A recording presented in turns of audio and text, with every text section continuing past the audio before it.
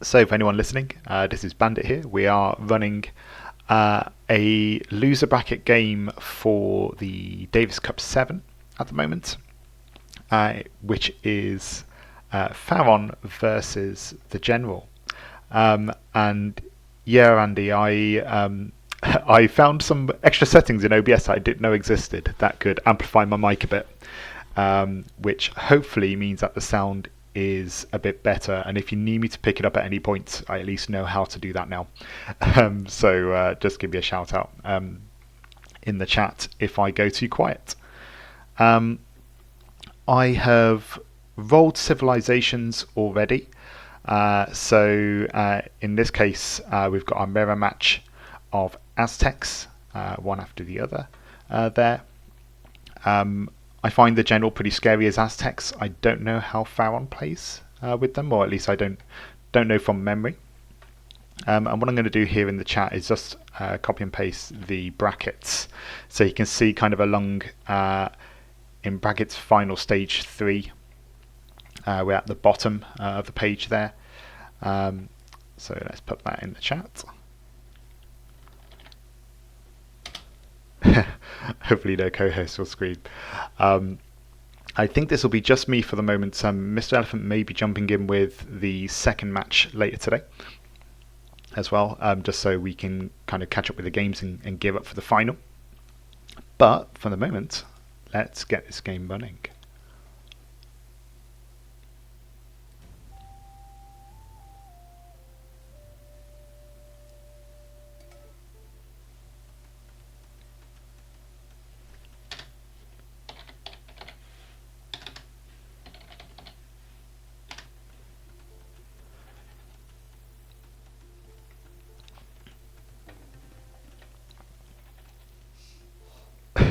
Nice little taunt there from the general.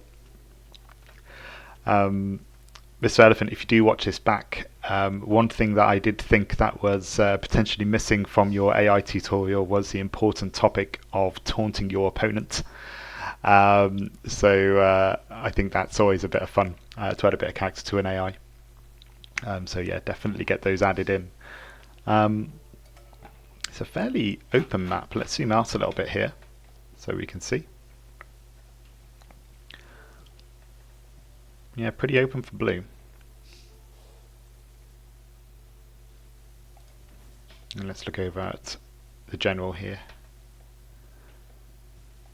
I think general's maybe got a bit more shelter, we're a bit closer, but these are both very experienced AIs, very experienced scripters I should say, Esty and Leif.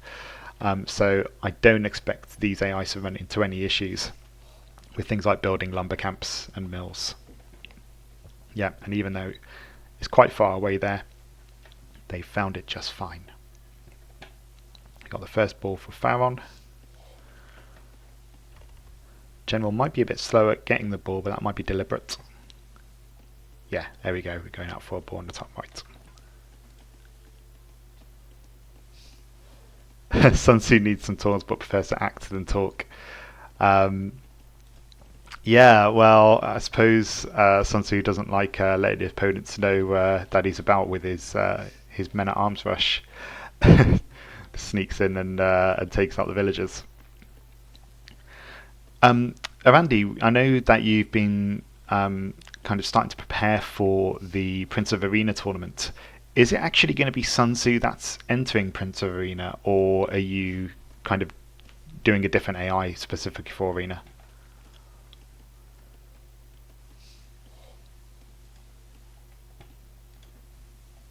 Yeah, they're all hunting their balls fine. No issues there at all.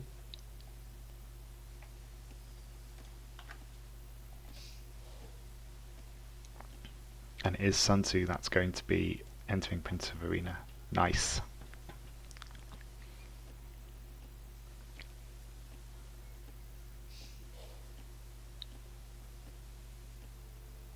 Yeah, I'm still trying to think about what extra strategies to add for Prince of Arena. We've also got the new AI ladder happening on Yucatan, which from a scripting point of view, they're two very different maps to aim for.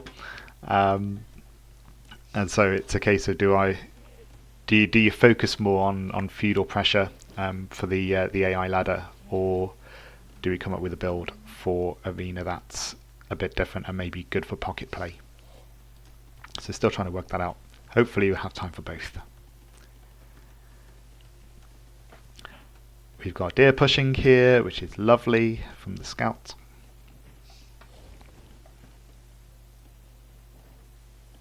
Our deer pushing here as well is looking pretty even, and we know both of these AIs here go for some form of fast castle. It's normally go to. Pharaon may go for a tower rush in a 1v1, but it is also capable of going fast castle if it wants to. And we can see here we've got a taunt on the top left hand side there. Pharaon is trying to get to feudal. I guess it's waiting for that village to finish first. Yep, there we go.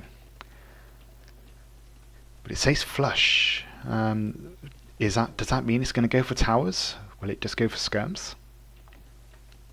We'll see. Let's look over at the general side of things. Still going there. We've got 2 balls on the go. It will be able to get to feudal at some point soon. But it will choose to try and go for a fast castle. The question is it going to get to castle age, and will it do so with enough defences to survive feudal? I say this as I know in Prince of Arabia Bright Spark managed to just stop the general before he reached castle age, and that is kind of the danger there.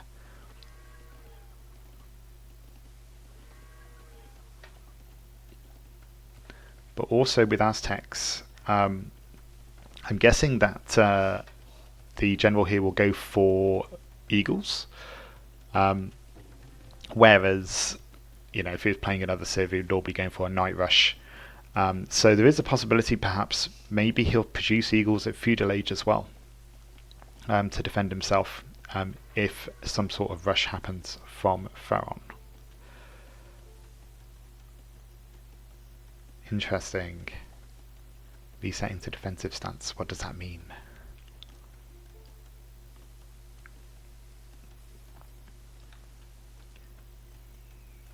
Thanks, Sir Andy. I'm still practicing against Odette for on arena, on Arabia even. I just want to. I feel like Odette's now the sparring partner to go for. She did also a great job in Davis Cup, making it to the final 16, and beating Bright Spark again pretty consistently in this. So yeah, Esty. I mean, a lot of these AIs in the final 16 are Esties. He's done a superb job. He's just a really good, consistent scripter. He's a great person to learn from. The general has the resources, he's just waiting on the buildings. Pharaon seems to, I guess, also be going for... I was going to say also going for castle, but doesn't have the resources. And actually that switch to some form of defense stance after clicking into feudal may work against Pharaon. We can see that it's gone for archers. It's got the men-at-arms upgrade, but the general's going to tower up in the right place. It's got a nice front of the base there, and the general's clicked up. The man-at-arms upgrade might be nice for any eagles that come his way, but is it going to be enough? Pharaon doesn't seem to be going into castle anytime soon. He seems to be investing into feudal age. And we've got a forward tower. Okay, this has just got interesting. We seem to have a race to castle. Is that tower going to be in range of the enemy tower? It is. There's a slight adjustment there. The villagers are moving forward, and they're doing that thing where they're just going to turn back on the spot by the looks of it. Okay, they're building on the right spot. It looks like it's just out of range. That's interesting. So the enemy tower there it doesn't seem to be targeting the villagers, but they seem to be responding anyway. So Esty must have added in some sort of direct unit control detection. Maybe it's trying to detect projectiles, and if it's near a villager, they retreat. But either way, that tower has not gone up. The general is in castle age. Let's switch over to him. Eagle warrior researched, and I'm sure we're going to see the flood begin soon. Is it going to be enough to get through those men at arms? I think there's going to be an initial power spike at least. You might soon have a numbers advantage as well coming up if he keeps this going. Yeah, here we go. We're outnumbering. General's keeping just a bit of a lead, getting upgrades.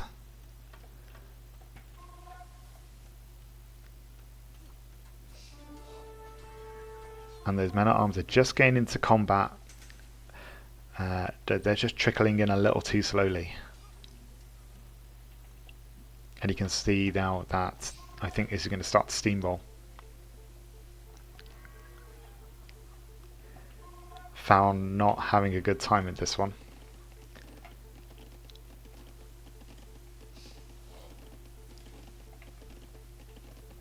You have a walled up tower. Is this going to distract the eagles? It's going to make them stand around a bit. But they are too strong for these men at arms.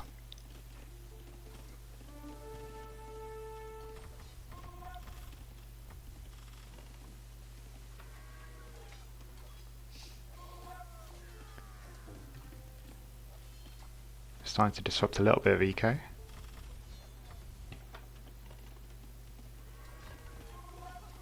I enjoyed the eagle warrior there, just waiting for the men at arms to come after them. We've got weapon upgrades happening for the eagle warriors. Let's switch over to Pharaon. Let's see what the resources are like. Nowhere near castle, investing in feudal, whereas we've got the general here with castle age units, getting castle age upgrades, and gathering the numbers here.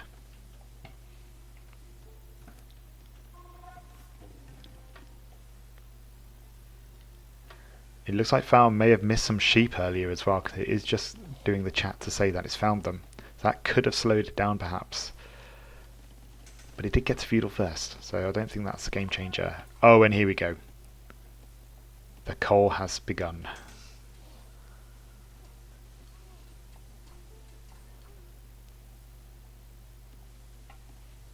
Are they going to hit this mill over here? Going for the gold. Okay, we are getting a few more numbers of men at arms. We're in near TC range, but I think they're just not engaging quick enough. So the eagles are just able to get the first couple of hits in, which is crucial in winning these skirmishes. We're getting we're switching out by the looks of it from the general. We're switching out to long swordsman.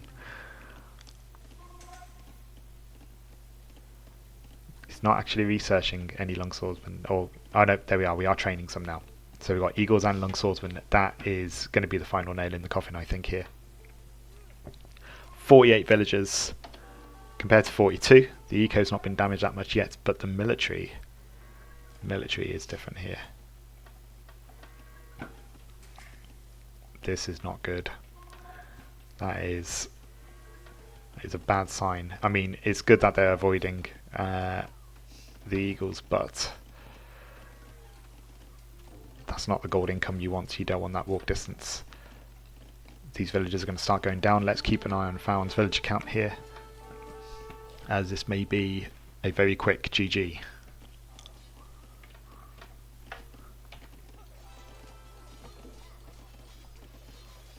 Hi there, Mr. Elephant. It does indeed. There seems to be a bit of a defence here from the men at arms. And Pharaon has got castle age, and he has protected a decent amount of villagers. There's about 12 villagers difference here, but he needs to be defending his eco. We've got another wave of military units being gathered by the general. Those will be sent out soon, and in the meantime these guys have killed a bunch of villagers. It's interesting seeing Pharaon use men at arms though. I'm used to seeing it Esty's AIs go for normally skirms, and then we've seen the tower rush of course as well. So actually seeing an all melee focus here is different, but no match at all for these.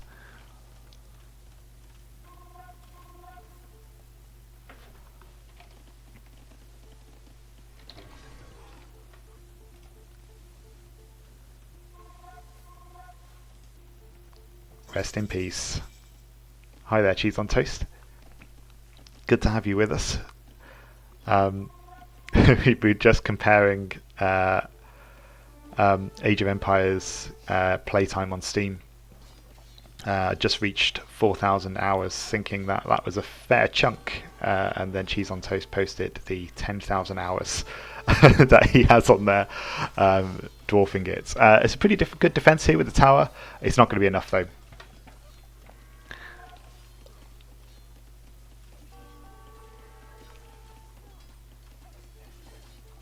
We got long swordsmen being researched, but now our villager count's starting to go down, and these units are able to start resisting some TC fire.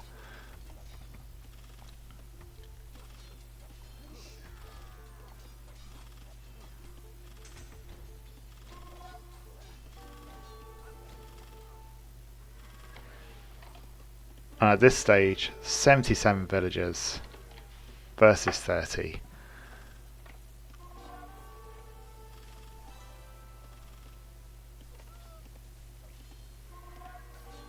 And these are dwindling. Surely he's going to resign soon. If not, we will end the game. But yeah, just got to Castle Age a little too late. And didn't really invest in the tower rush. It kind of changed its mind just as it reached feudal age. And I think that's what let Pharaon down there, is the lack of commitment to one strategy or another, whereas General had a plan, executed it, and in this case it delivered. 1-0 to the General. Just going to go update the bracket on that.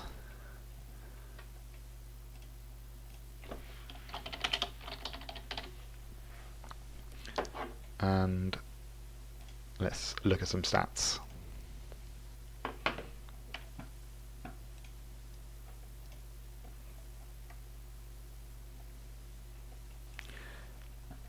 Yeah, I agree, Cheese on Toast. I think Pharaon just, and the whole game actually, the bit earlier as well, you would have seen it just got its upgrades just a little too late. It would lose its units and then the upgrade would come through.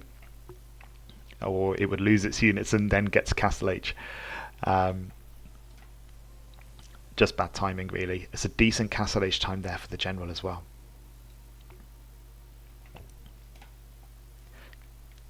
Now Pharaon did seem to have missed 2 sheep at the start of that one, and that maybe could have delayed it from getting feudal sooner and diving into a tower rush, so that's maybe something to be mindful of.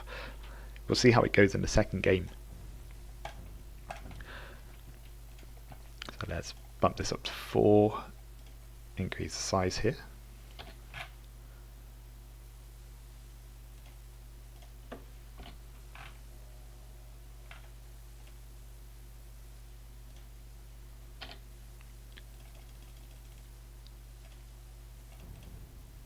And let's roll some civs. In the background what I've got is a list of the civilizations that the General can play. I've got a little dice roller on my phone, and I'll just roll for the General's 2 civs. For the first one of the Generals here we have Incas, And secondly, we have Huns.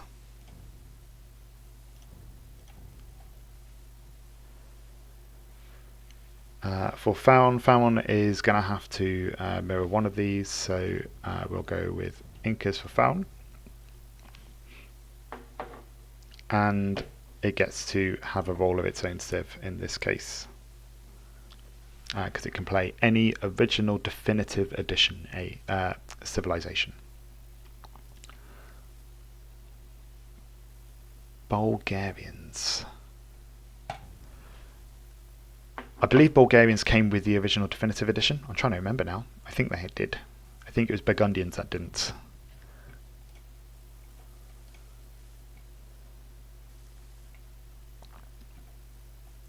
So there's hoping for that. I think Bulgarians are fine. In that case, let's get the next game going. Everything's all set there. 2 Incas. Yep, all good. The General versus Pharaon, round 2.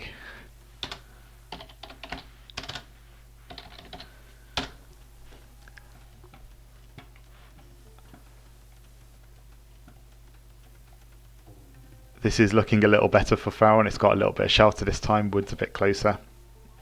Hopefully it will find all of its sheep. How is Bulgarian Pharaon doing? We got scouting with sheep, or goats in this case, all looking good.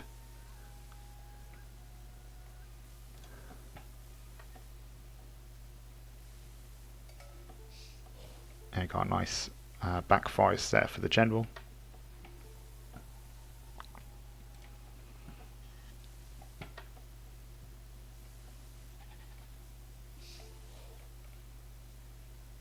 Another back forest here.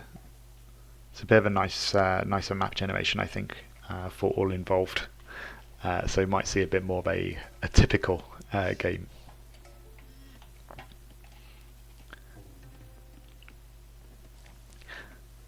Now, I'm not sure from the general scripting whether it behaves differently in 1v1, 2v2 as flank compared to a pocket in a 3v3 and a 4v4, whether it does the same strategy throughout.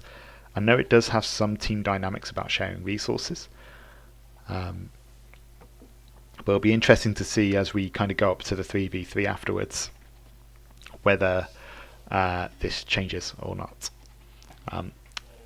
Because we're towards the end of the loser brackets here, this game will be a best of 7. So we'll work our way through, first of all, the 1v1 up to the 4v4, and then we'll go from there.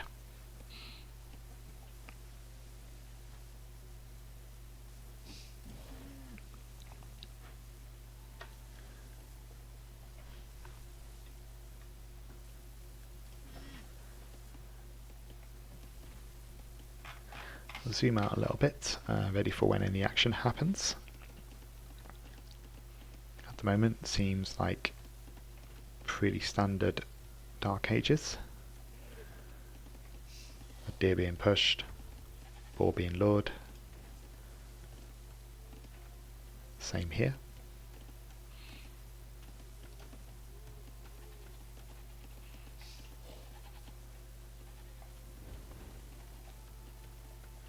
Yeah, we have a later bull lure here, but given the general's build, that's absolutely fine. All going to plan. We seem to have a bit of an idle villager here, so that's problematic. I think they're just trying to get to that one goat.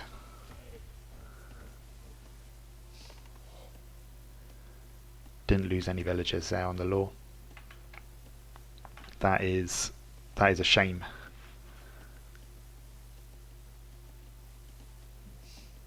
It just so happens it's been killed where the goats are set together, I'm guessing via DUC, because they're not moving. Let's see how the other general's doing. No clumping here, all good. So the Inca general might be slowed down a little bit.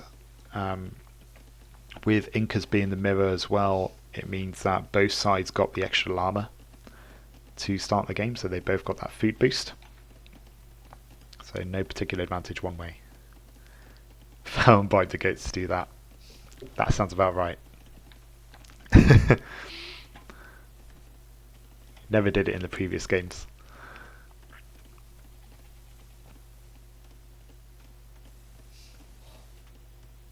I do find that is one of the trickier things with Eco DUC is stopping villagers from just moving on to the next sheep. Similar as a player, right? You know, it's if you leave a villager too long, it will just crack on. And here we go. Green is getting ready to trush. Let's switch over to it. It's clicked up. So maybe missing those sheep at the start in the last game delayed the tower rush. We're seeing here green is scouting yellow. If that was a definitive edition AI, I don't think green would have a scout anymore. They would have been garrisoned and it would have been shot. I think that's a nice addition. It's always very satisfying when you see an AI do that.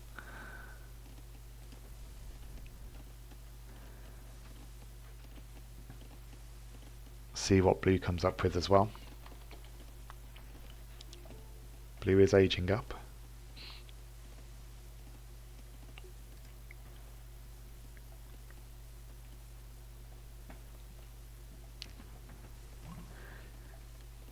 Okay, so we've got feudal for green.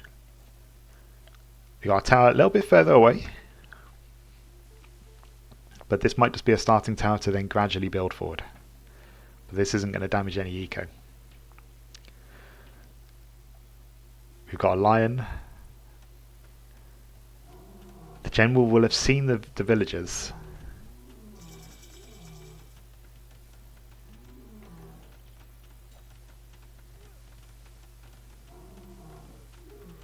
We've got blue, that's reached feudal as well. And that lion is doing some work. Okay, so we're walling the tower first. And in the meantime, I think that lion's going to get... Oh no, we're good, we're good. I thought I was going to get quite a few kills there. Slightly alarmed. Okay, let's check out player number 2. Player number 1 there was going for skirms. Red general has just reached feudal, but we're going to have a skirmisher rush happening here too. We've got 2 archery ranges on the go. How many before he starts charging in? He's already started.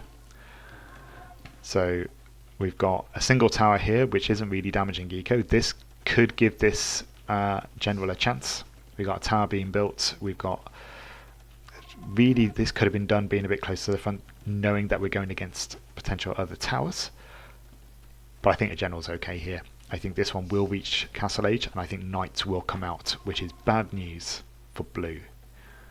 We have got a tower coming up. It's a nice placement there, and that will deny the gold. But yeah, just 1 or 2 knights is going to clear out these skirms that start coming along this way. And if green is committed to towers, again, knight shouldn't find that too difficult. So it could be the yellow general saves the day here.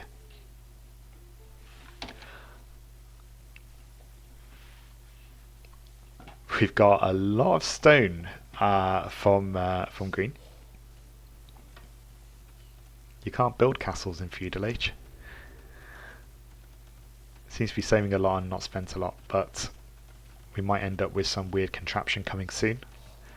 A mesh of towers. We've got the blue army coming in here. Another lion, but we are being defended by a skirmisher. And we've got some skirms disrupting eco. That's going to give this general some problems. But red general here is already has eagles, which is going to be great against skirms, and has already hit castle. Very nice. We've got the contraption here, which again isn't interrupting any eco.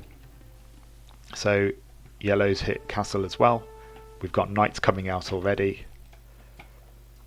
We have a lot of skirmishers, but they're not going to do too much against eagles, I don't think. It's just going to be a case of how much that tower distracts them.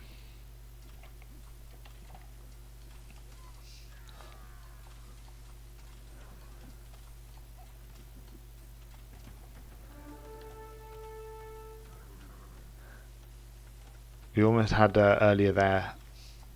Yeah, we got a scout there running to the tower. Just the one trying to do it. Seems. I don't know if that's TSA kicking in there or whether Leif has got some DUC to target towers. The tower will go down eventually. And we have more towers here. Nice. We've got villagers defending this time. It looks like it's gone into the town size, which is affecting that. We've got knights taking out villagers. Oh, this is going to be painful. I think that hurt Pharaon more than this is hurting the general, for sure.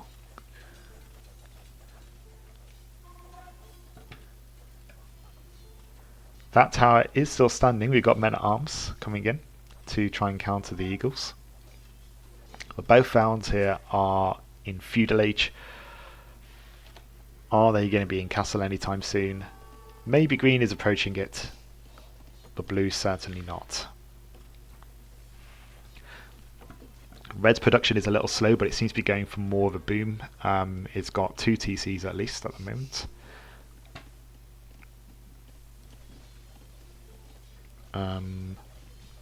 The knights are taking down the towers. And then it will be a question of, will these knights go forward into green's base, or will they defend red? I think defense would be nice, but I don't think it's essential. The general's eco is pretty solid, and these skirms can't get too close to the TC. That's a nice other tower. But the general just has to hold out for yellow to help. Another tower down. And these knights are smart enough to take down the walls first. If you kind of go too hard with DUC with that kind of targeting, then you can end up with a glitch where they never target the walls, and so they never reach the tower. But Leif has not fallen for that trap. He's got it covered. It's a messy bunch of towers. Trying to wall around them, and we have got the skirmishers here doing a decent job with the men-at-arms. This is actually working out quite nicely, but I don't think it's doing the eco damage. It's just keeping blue slightly ahead of red, but with a couple of TCs, red will be able to overtake relatively easy. The knights are attacking the walls first. Okay, maybe not quite that foolproof then, but the tower will be next.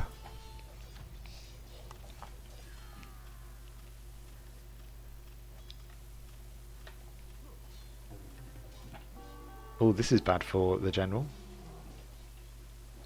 Where are these villagers going?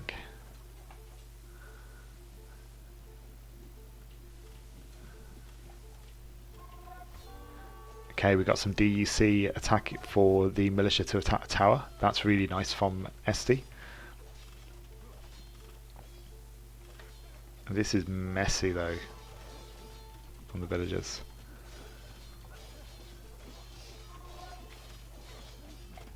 How is yellow doing? Yellow is taking down the next tower. Green Pharaon is in castle. We haven't got murder holes yet.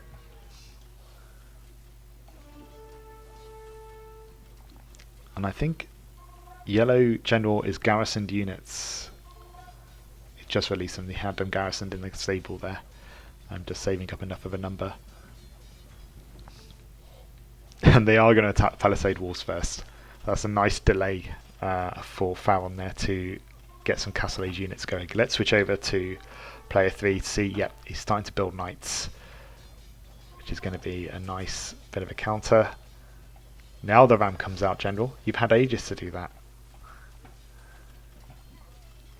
Those towers would have gone down a lot easier, as it were, a lot more quickly with battering rams. Green's lost a fair few villagers. And yeah, yellow's been behind that, which is really nice. Has got 2 TCs though, so it will be able to rebuild with time. And I think if you compare it with red, it's closer. It will be able to catch up, but yeah, as a combined team, General's definitely in the lead. Blue's keeping red pinned down. We've got a battering ram, and I think yellow's coming to help. Okay, this is what we wanted really. For if you were rooting for the General, you would see these knights pretty quickly clear up these skirmishers, or you could see those knights change their mind. Maybe it detected. No, that's a General scout. I'm not sure why they're retreating. It distracted them a little bit at least. But red is not going to get out of this mess on their own. Blue's reaching castle. These units are going to get upgraded, and there's a fair bit of units here. Yep, so these upgrades are coming through straight away. Red General is getting a load of villagers out. We've got a castle coming, so it is going to build defences, but it needs help. It needs help from these knights.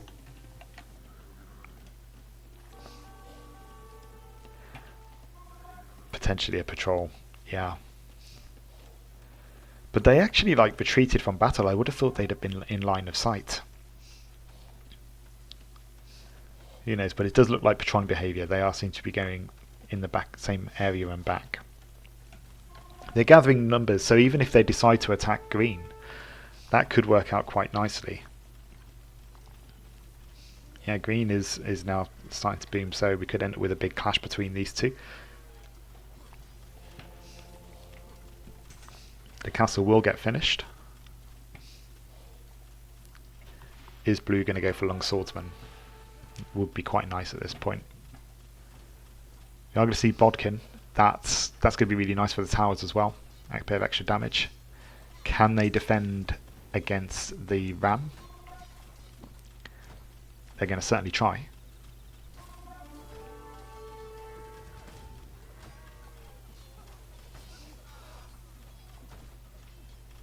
Yeah, that ram's going down. But if the men-at-arms get upgraded, even with just one ram, that could be the end of this TC and the eco around it. They've got decent numbers. The towers are shooting into the area now. They are going to start losing villagers. Red is in real trouble now. Slingers is a nice choice there, Leif. Very good. My ram don't protect my units.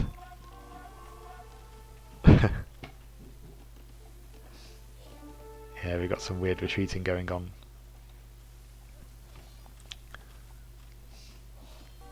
But yeah, slingers is a nice choice. That should cut some of these guys down pretty quickly if he can get the numbers. Yellow is actually entered the fray this time. Will it stay in the battle, or will it be lured away? Perfect timing there. Just as things were getting a little dicey, yellow comes in to save the day, and they will not last. This gives red time to get an army out. It's got the eco. It just needs to get those towers out of its base. Or, you know, build a fort castle. That's fine too.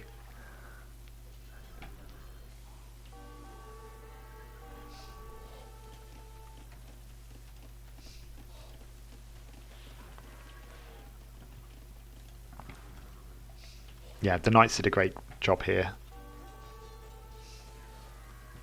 Protecting the villagers. These villagers are all over the place. Will that ram take out the tower? That would be nice if it did. That's some good... We're talking about team dynamics from the General. This is nice. It would be quite easy for it just to prioritise the enemy opposite And actually, maybe it should be, because we got pikes and knights coming towards the yellow general's base. This is potentially going to counter. They're gathering their units. Does green have the siege? That is the question. Let's switch over to see what he's training. He doesn't have the siege, but he is going. He's gone 4 TC. He's retreating back a little bit. He's almost ready to go imp. We've got Cavalier from yellow. Yellow's already reached imp and missed that there. Blue's going imp. And all sides have made it to the end game by the looks of it. Though that, again, yellow just being in the right place at the right time at the moment. These towers are still doing a great job. They're still standing, despite several attacks from both red and yellow. Hello. Oh no, that's right. Green carts. That's all good. I thought that was an enemy cart then, just wandering through. It's mastermind play. Green's looking really solid here with eco. So is yellow. So these two are going to butt heads again. And actually, home territory might be a good thing.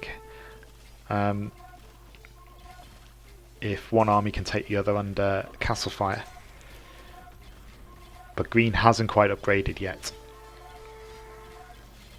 Yellow's going to keep that production going non-stop.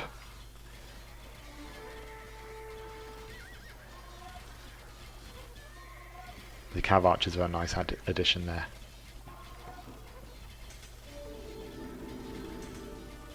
They're going to stop the pikemen before they become too much of an issue. Some of these cavaliers are going to go down, but certainly not all. Let's check out green's eco. Eco's still going there. We are just about to reach imp. I forget how long it takes after clicking up that it takes for them to go imp. We have got blue reaching imp as well, and they're going to launch an attack of pikemen on towards a castle. Not the best choice. But these towers are starting to go down. Blue's attacking. So we've got blue raiding red there. That could be the cause of some damage. It depends on if they're going to get their upgrades or not.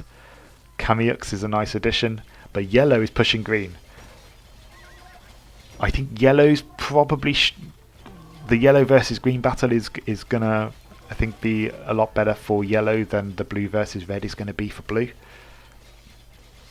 I think red is going to take a long time to beat down, and yellow's going to be through with green before that point. And right now, green is just producing pikes, which is not necessarily what you want against this many cavalry archers, because they're just going to get shot down before they get any shots in. Meanwhile, those cavaliers are going to push through, take out villagers. Halberdier is a nice addition, but again, against cav archers, it's not enough. Connix is probably more like it, yep. See that from the castle.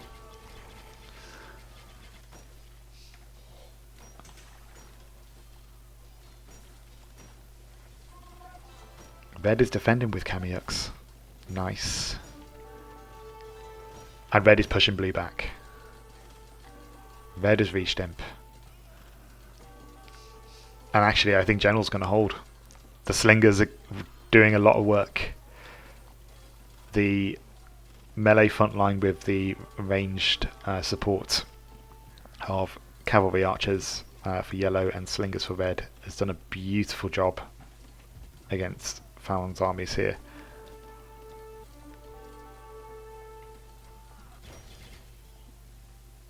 Hello, we are... Oh! Okay, if you're catching up at the moment, the game crashed.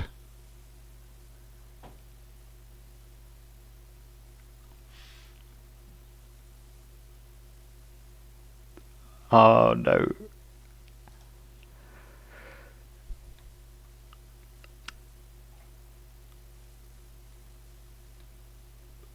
just as the general was going to take it. Maybe it's saved part way through. Yeah, I can see that there, Cheese. There might be an auto save. Just as you're here, Cheese, I do have a. It's come up with a crash report thing here. I don't know if you want me to do anything with that. It's actually come up with 2. So I don't know if there's anything you want me to send on that while I'm here. That's the first crash I've had in a long time. I'm actually just going to check my settings in the background to see if anything's wrong with my computer.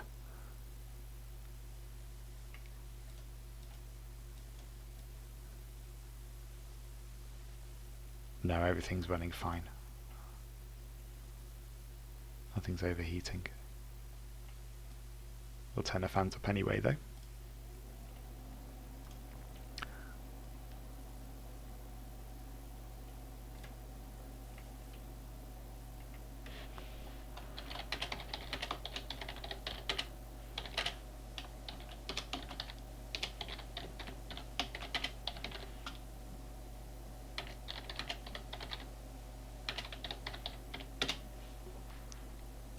Cool, I'm just sending the air reports as normal there. Cool, give me just a minute or so to get that set back up. Hopefully we'll have a save game.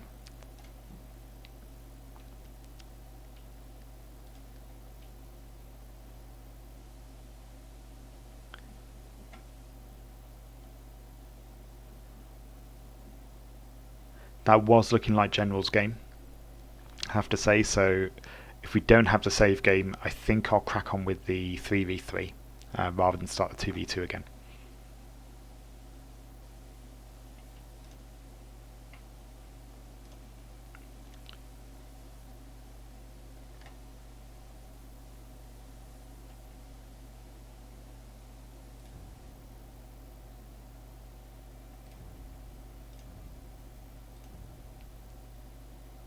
Let's see if we can load.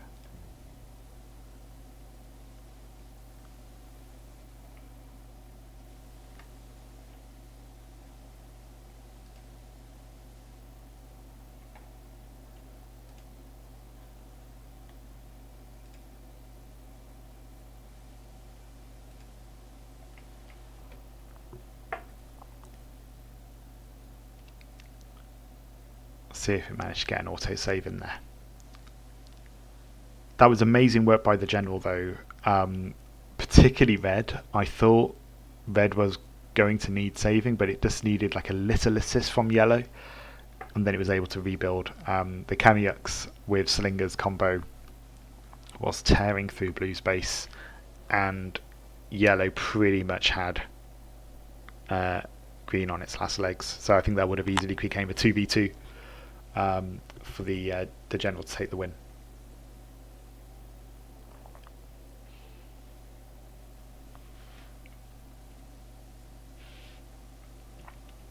But it would be nice to see the General finish the job. It did autosave. We'll see where in the game it got to.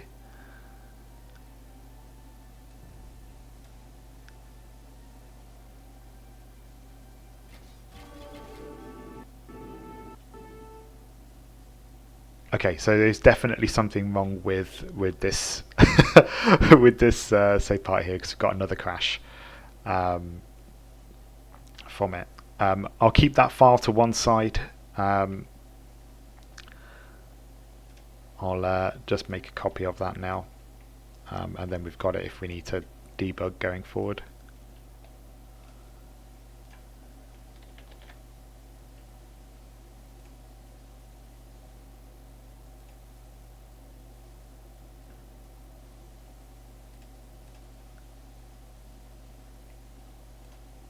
I won't resend those.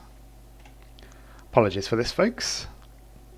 Hopefully we're not going to have this as a theme for the next couple of games. The 1v1 did work okay.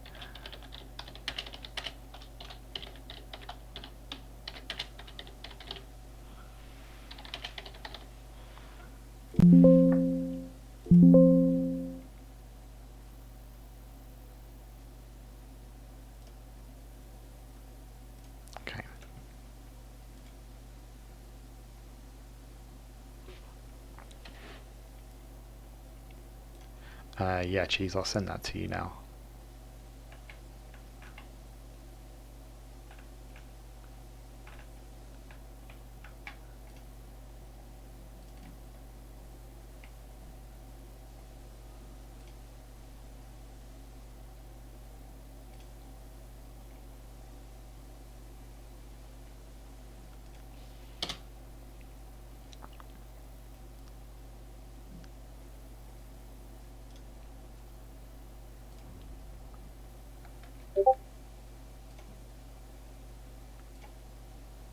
So what we'll do is we'll move straight onto the 3v3. In the meantime, I'm going to assume a general win for that, because it was looking that way. I don't. If anyone massively disagrees, then please do say in the chat. But I think that was a general's game to lose, as it were. And as I just reloaded that game again, green was looking really bad. Looking really low in terms of villager count. So I think green was just about to be eliminated. What we'll do is I'm just going to roll the civs for the general.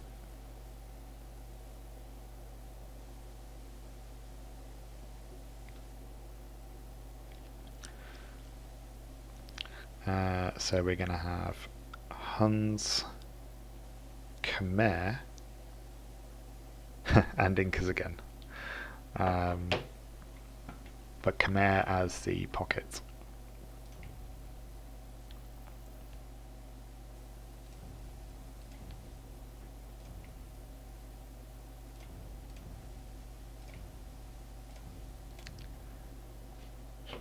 I'll roll to see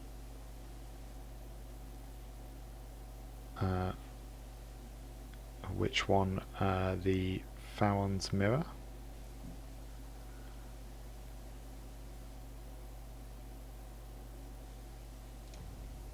Okay, so Pharaon's mirroring the Huns.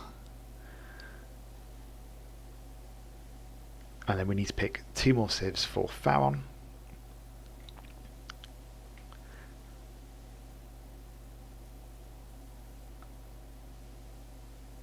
Can't believe it rolled Huns again for that. And then finally Slavs. We've got a 6-player map, we've got the right AIs here.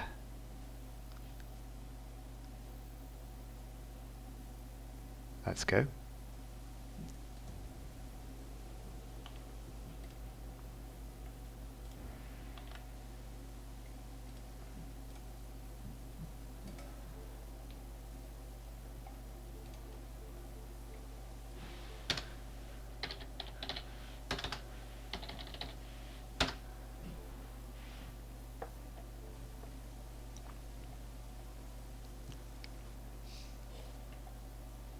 And after that slightly stressful moment there, I'm just going to pause for a moment and drink the rest of my tea while we go through Dark Age. I'll be back on voice in just a couple of minutes.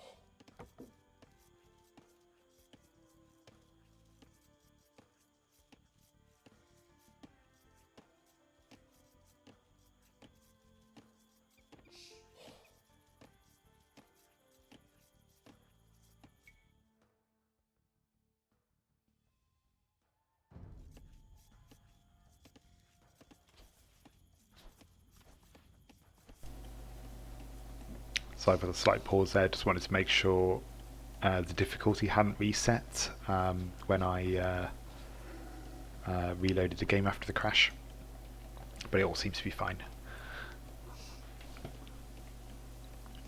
I was surprised that Red wasn't hindered too much in the previous game with the villagers getting stuck around the sheep. I thought that was going to be much more of an issue, but it still got to Castle Age fine.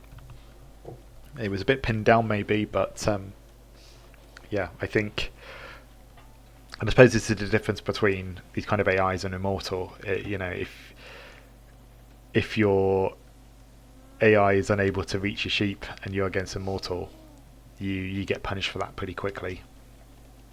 But there's a bit more breathing space here, and you know, considering that Davis Cup 6, Pharaon was third place. You know, it's a good AI, but it does show that yeah, that it is, you know, it's definitely beatable if you're a relatively new scripter and you're learning.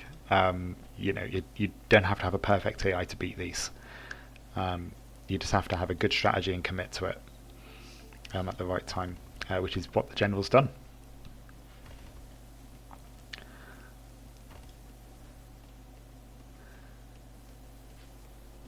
The General, with one Inca player, will have benefited with the Team Llamas, of course, and that will have that will be more of a distinct advantage compared to the previous game where both AIs benefited from it. That may result in Pharaon not going for a tower rush. It hesitated when it didn't get to feudal age quick enough, so without that extra llama, that may slow down Pharaon. It is researching feudal age at 22 vils here. 23 for green, but that is pocket, so that's understandable. And 23 for the other flank, that's perhaps less understandable, and there might be some problems for this one.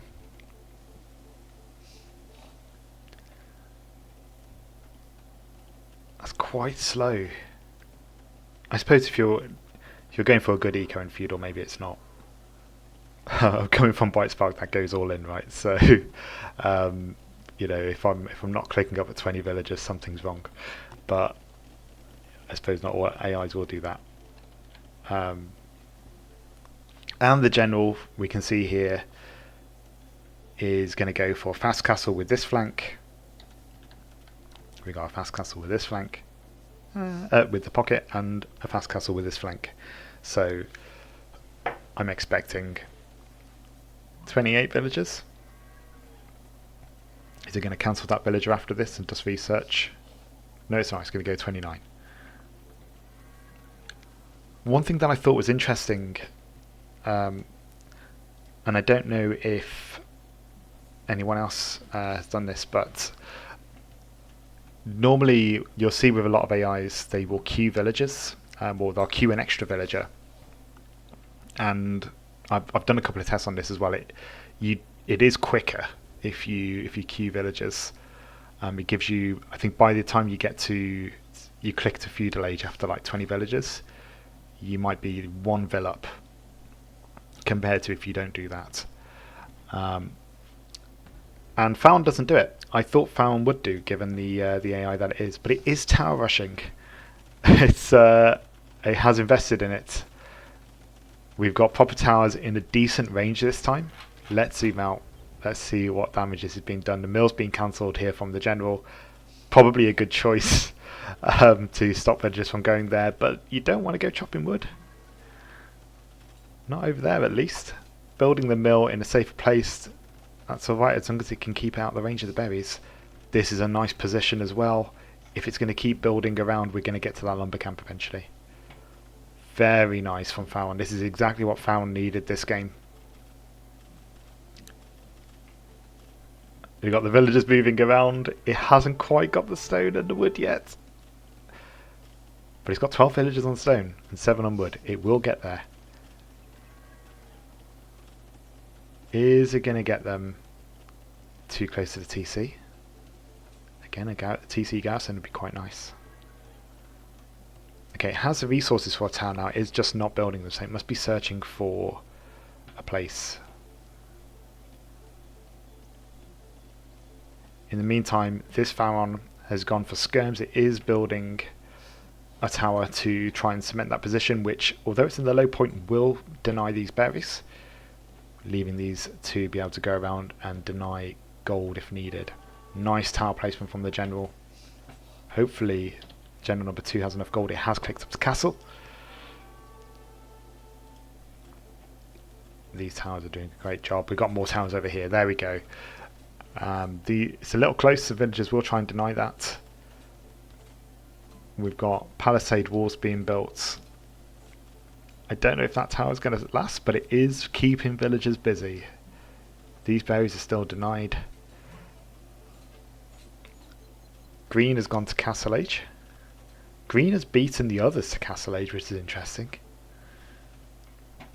I suppose the general invests a bit more in defence to try and get to Castle Age safely. Yellow's doing absolutely fine. Yeah, all generals are going to make it to Castle Age. It's going to be all about what do they do when they get there. We've got an army here, but we've seen before, if the general can get some... I was going to say knights. I mean, it's the yellow general's Khmer. Will it go elephants instead?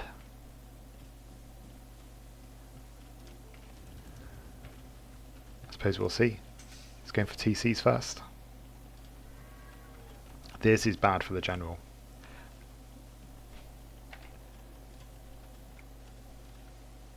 I think this might be Pharaon's game. I think one general can bail the other one out. And these two will be stubborn. They won't go down easy. The general never does. And it will keep rebuilding around it.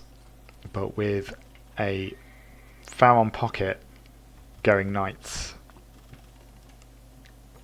ready to step in, the yellow general is not going to be able to save both. It could maybe invest and try and save purple here while green goes off to red. But yeah, we've got palisade walls around these towers. The villagers are glitching out. It is still producing villagers, purple, but no military. They're defenseless. We've got a big army. Light blue. It's feudal age, but it is enough to do damage. I've seen Odette do this kind of micro and take someone out pretty easily with this, but with some knights in addition as well. If the tower doesn't make them glitch out as much. We've got yellow defending. Yellow defending is, again, perfect timing. It's just, if that tower can stay up, then those villagers will stay. But yeah, this is a lot of disruption. Look at this. Look at all that idle time. Red's not going anywhere. We've got 2v1. Great to see the van, but it's not going to stay up there. Purple's just under too much pressure. It's 2v1. The pikemen's are nice against the knights.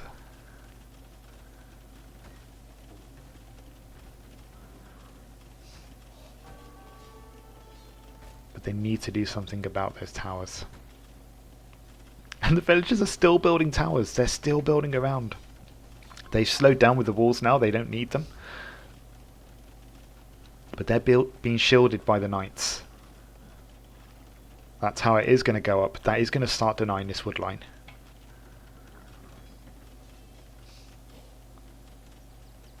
And once blue gets Castle Age, which it is about to do, and gets Bodkin,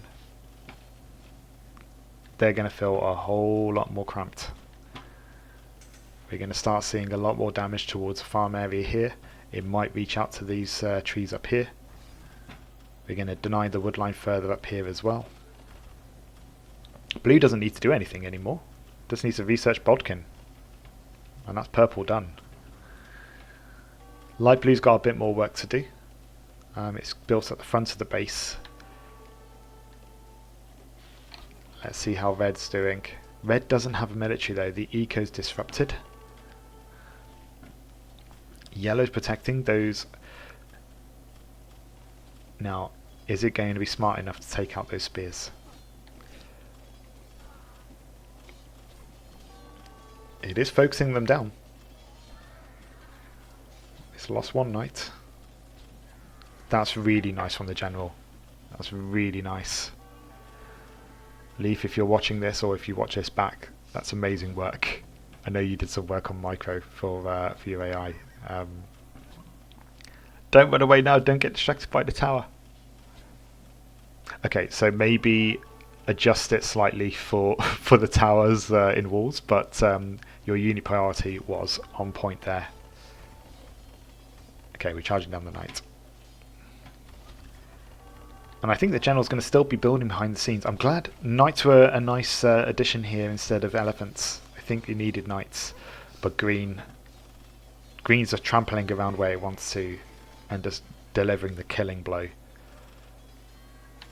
And I think 21 villagers. Red is done. Yellow's got 84.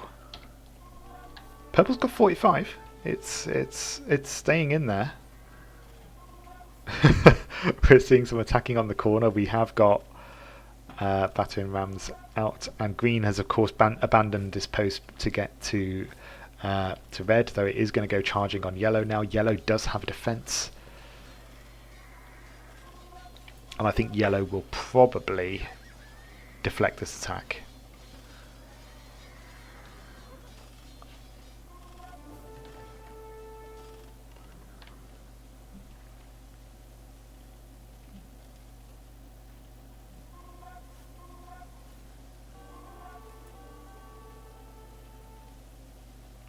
Okay, yellow deflected that well. Light blue found helping with some archers.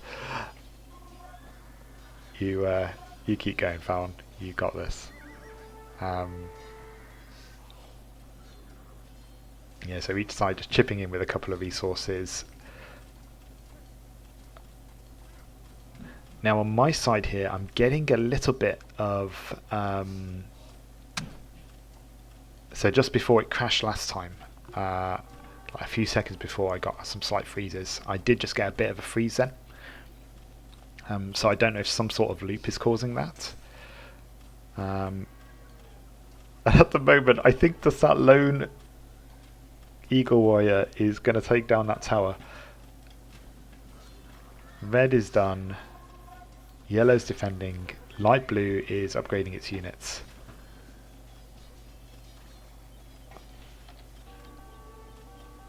So let's check Pharaon for a comparison. Blue's starting to boom.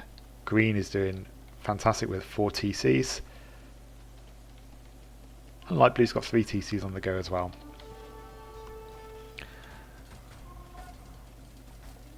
Purple is finally managing to take down the tower. They are eventually getting those walls down. That must be really hard to micro actually. This is particularly mean, blocking off the stone. Red is... I don't know if red will be finished. I think Pharaon will retarget to just try and take out the whole team. So I don't think we'll see a resign from red while the others are still in play. I think we're going to have to see yellow fall first. I'll switch over to yellow's point of view. Yellow's going imp.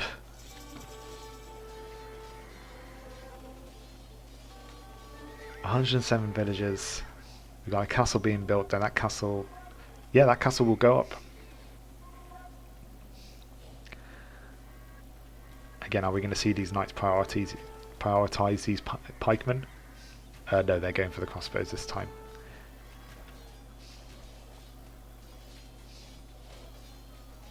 But they are somewhat limiting the damage that the pikemen are doing, and they're just getting them in groups of 3. We've got cavalier on the way. We've got some barding as well to help a little bit against those knight v knight skirmishes.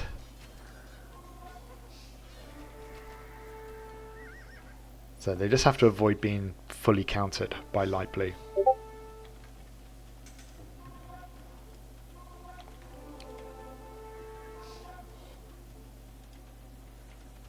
Got the castle being built.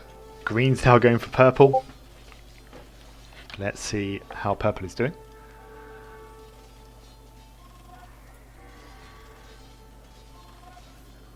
Got blue with knights as well adding in here. General's done a great job of defending on this side compared to like thinking how many towers are around the base. I think most AIs would have just crumpled at the sight of towers. I mean, we've seen the reactions to 105, the Night Panda's AI.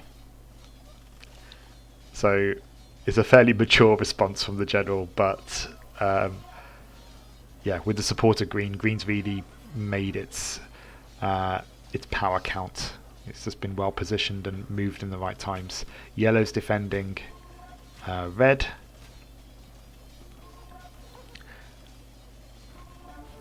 Green's going imp. It's heavily invested in castle. We're seeing ballista elephants from yellow. Fantastic. We're seeing everything, and the trouble with yellow is it's been mainly on the defensive. It's taking out army at the moment, but this is the first we're actually seeing it do damage to eco, whereas the general's bases have been torn apart and disrupted.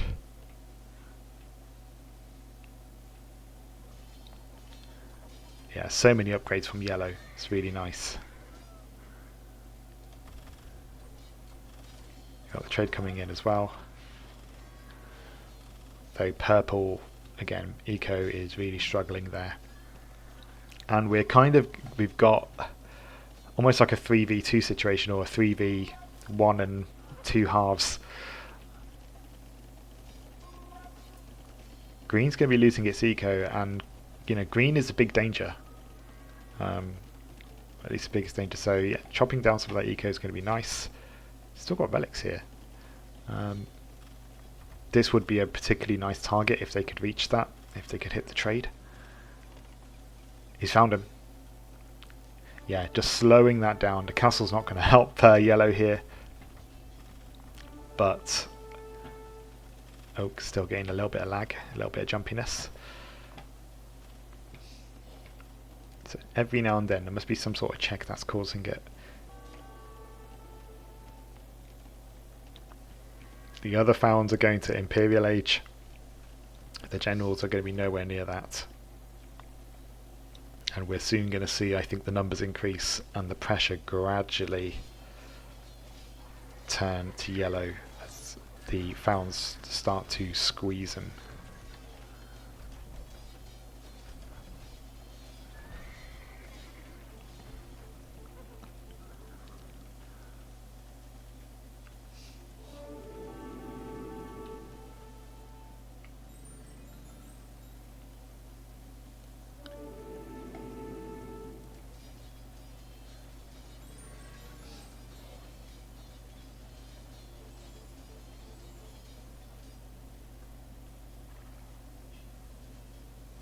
And again, here we go. We can see the push just on the mini-map.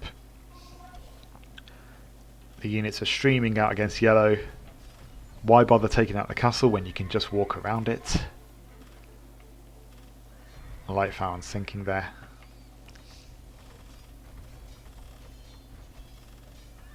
We got some counters. They are avoiding the TC. Green will engage with the army. And we got Boyars as well.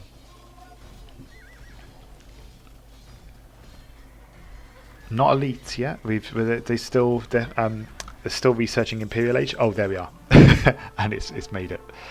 But yeah, we've got 3, I think, fully boomed Pharaons. Blimey, yeah. Paladin being researched for green.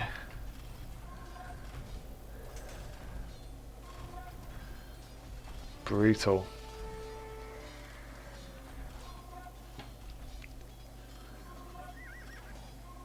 I really like the general as Khmer though. It's Like to see the ballista elephants on there. I like that it chose knights and cavalier rather than battle elephants. The hussars are a nice choice as well, but you can't counter 3 armies. It is going to do some damage to the Pharaon units here that have the audacity to mine from red's base before red is defeated.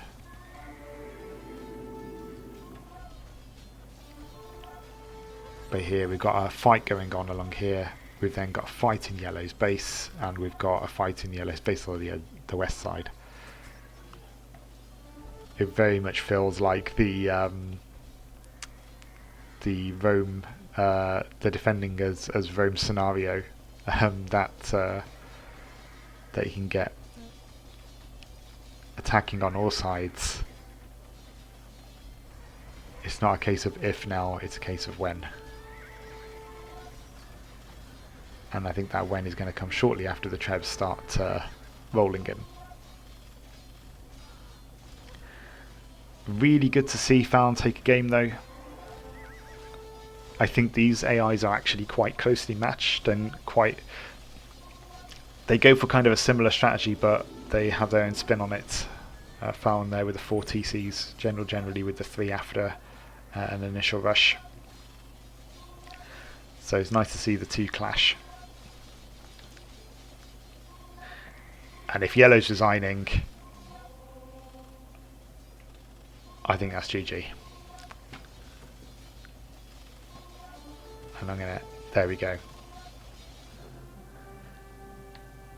All resigning. Well played, Pharaon.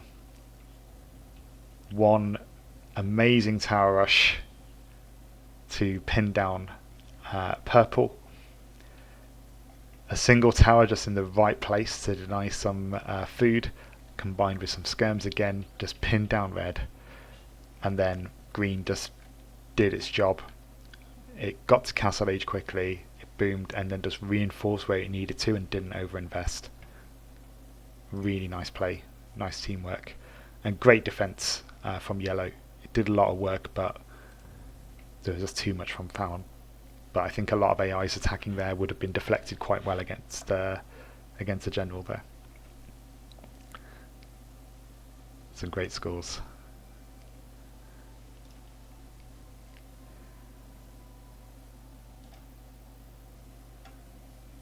Yeah, again, solid time. Beating the generals, in fact, castle age. I'm surprised this general didn't get there quicker, being Khmer, not needing the buildings. But maybe that's a choice.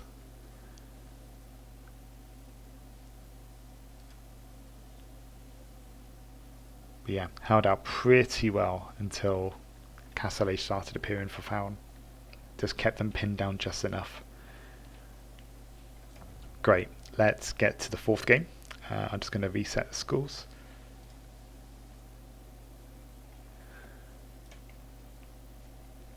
I'll put it as 1-1 for now, but I think that second game is going to go to the general.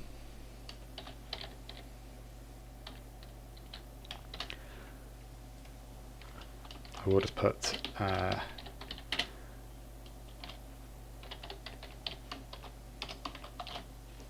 just put a note to say that I think the generals won the second game, but we've halted that because of a crash. And let's set up game 4.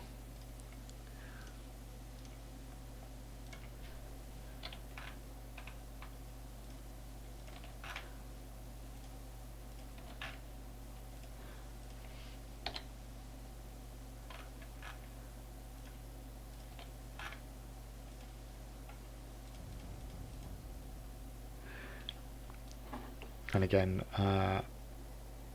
just going to use a dice roller here to get our civs. I'll start with the 4 general civs, which are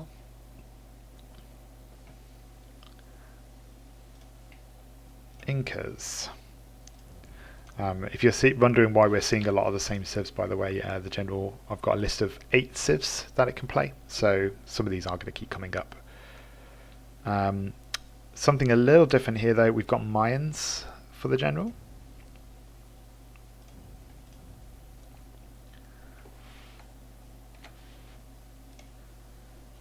Followed by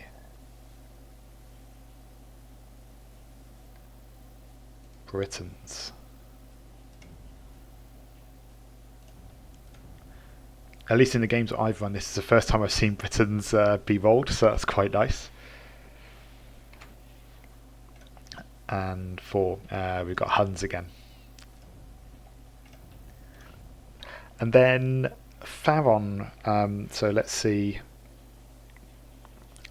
which one it's going to mirror there. It is going to mirror the Incas. And then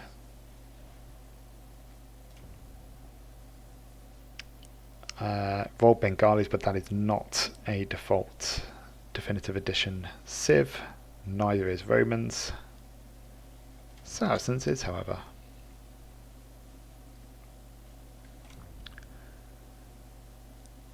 Next I've rolled Lithuanians. And finally, Berbers. I think that's all set correctly.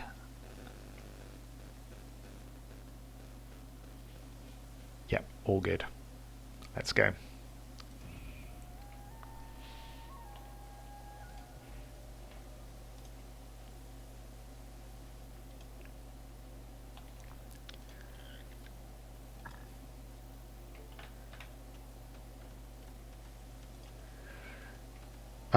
And if anyone's not on the Discord, by the way, or not tuned into the Discord, I think it's probably worth mentioning as well. I think there's a bit of an overlap with me and MrElephant running these games today.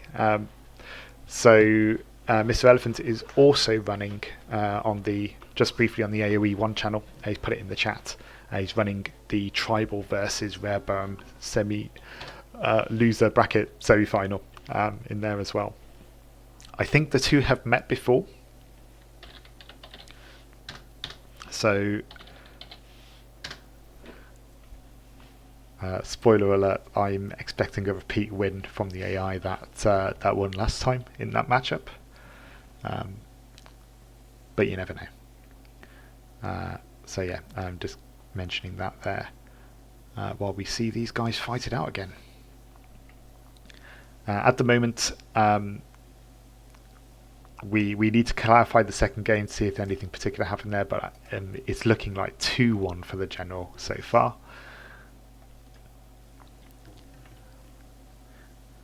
We had a crash briefly just before the General was about to take it.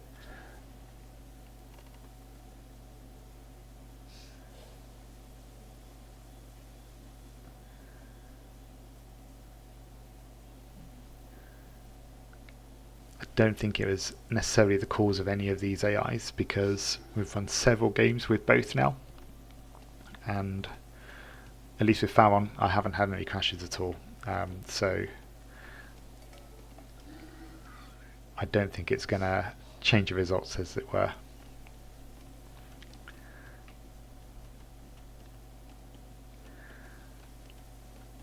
Let's zoom out a little bit. So both will get the llama bonus again, because we've got a mirror of Incas. Llamas wandering around everywhere at the moment. What's going on here, Leif? We could end up with blocked villages again, particularly with the ball coming in. I haven't purposefully done it before, but it's quite nice to see occasionally when you're lowering a ball and you're able to block its path with a sheep. I feel like an AI could probably do that more intentionally, just to get a safe lure without having to garrison.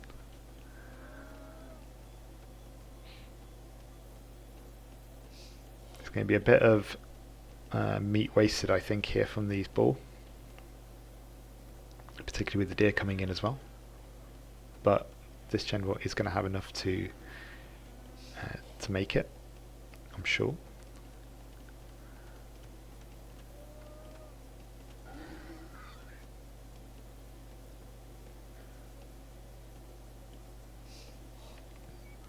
So the question is going to be, are the Pharaon flanks going to successfully either feudal rush or tower rush the general flanks? And if they are successful in pinning the generals down,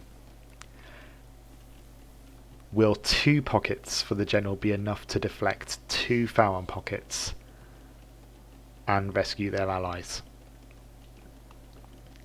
Wasn't quite enough in the 3v3, but 1 ally helped out in the 2v2.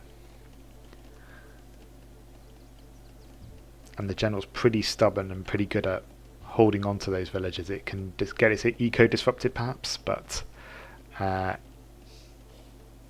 it's pretty good at holding on to those villages and still booming behind the scenes. So it's pretty hard to disrupt.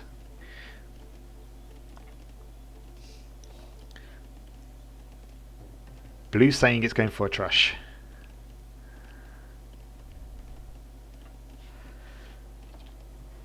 I'm expecting similar from Grey, though it's missed these llamas.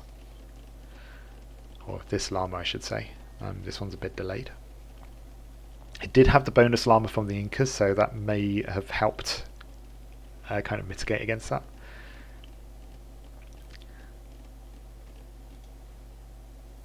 So let's see, as these guys start to age up, what we're going to see. Orange is just happily gathering its villagers, waiting to get to 28 or 29 before clicking up. But I see movement from blue. Very nice. It's anticipating hitting feudal. That is quite far away, but it did kind of get closer last time. Grey has also clicked up, so is Grey doing the same? It's got a scout. Nice to see the scout helping out as well. Oh, it is just scouting. That would have been nice to see it do a bit of disruption. And this is a potential danger here. This scout is pushing deer, and sometimes with deer pushing micro, it kind of makes the scout oblivious to being attacked. So hopefully Leif's added something in there to help against that. Grey slowing down here. It seems to be perhaps building out archery ranges. It might be just going for a normal feudal rush. We've got a bunch of towers here from blue, but they're not within range. These are not going to be doing damage. This is giving red valuable time to get to feudal and slingshot straight into castle, where it can start building eagles, I would assume. There we go. Orange still waiting to get to feudal, but I don't think it's going to be too far from it. There it is.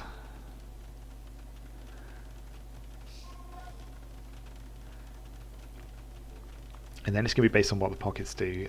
The Pharaon pocket last time managed to get to Castle Age before the general. Allowing it to get some high level units in quite quickly and get some knights. That's not going to go up surely. It's a great tower here by the general. Yep, there we go. Blocked. Now it's all about the tower retargeting code. Will Pharaon be smart enough to move the tower around to this side of the map, or will it bypass along here? What's it going to do? Looks like it may be going around this way where nothing's happening. We've got a flood of, I say a flood, a trickle I should probably say, of skirmishers. It could be attacking these. Yep, there we go. We've got a tower being built just on the outskirts. Another tower firing up would be nice, but I don't think it will. I think it will just build the one tower and wall it. seems to be Pharaon's go-to when it flushes. Another great tower. Nice camps actually by the general. Those villagers are going to be pretty safe, I think.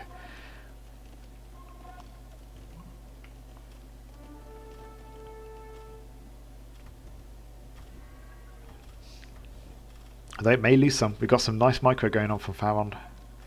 Hasn't quite picked off those villagers. We do have more towers being built by blue. It's building it around the outer edge here. Yellow, green and light blue are at castle age. They're all clicking up about the same time.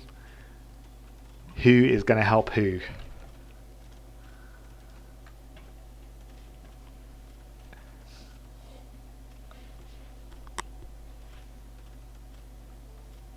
It's a nice wall tower actually. It's a good one to wall up. We're going to have another one here. We're still not really disrupting eco. And this tower's done a nice job of kind of stopping towers from getting there. It's going to have to come around here to do some real damage. In the meantime, we've got knights from orange. Doing a great job. I think we need a couple more knights to deflect these skirmishers, but that is going to do some good work. Nice couple of spears in here just to protect the skirms. Unlucky with the knights. But we got purple come in to help as well, reinforce. That is going to add. And we got knights coming in from light blue. We're going to see a clash of the two sides, but orange is in a position where it can build up. Green's coming in to help. It's going to try and stop these blue. This is a nice tower. Getting a slight bit of freezing on my computer there after that tower is built. Which, funnily enough, is significantly more freezing than I've had with the Rare Bowman Immortal fight.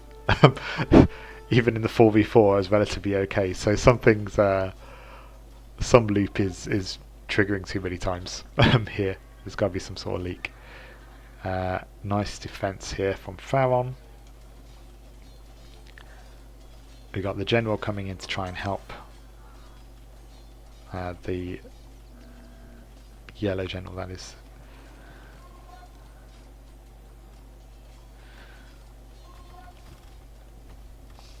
Nice to see camels there from green. If it does have a clash with purple, that is going to help. Yeah, and these villagers going backwards and forwards, they kind of need to commit.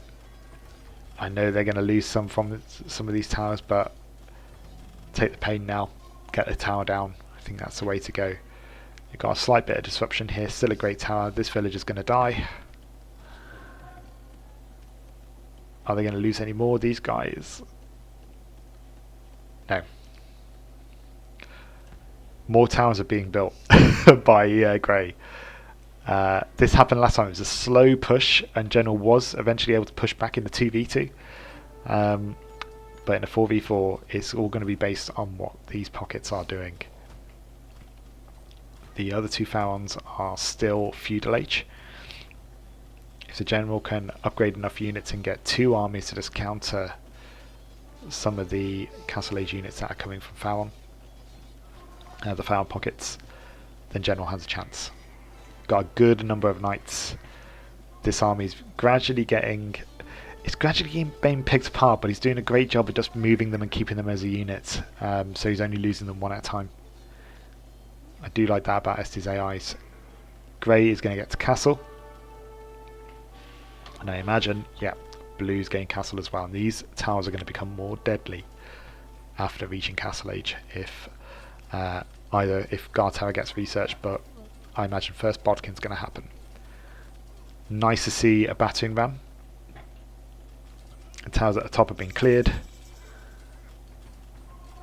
And that battering ram should absorb some of the fire. It's just going to be a case of whether any reinforcements come. We do see green knights hovering about. Two battering rams. These towers should go down a bit quicker. The knights are coming in. Orange is doing a good job of deflecting. I think General's holding well. The score, there's not much in it.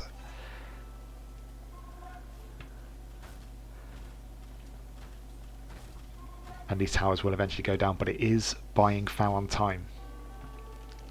It's getting to Castle Age, it's getting those TCs down.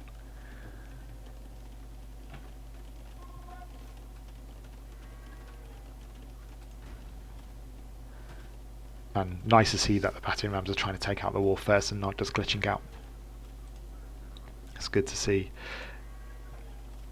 But the general needs to stop thinking about defense now and think about how it's going to attack Pharaon, because if it leaves it, at least the pockets will eventually go for TC and they will outboom the general.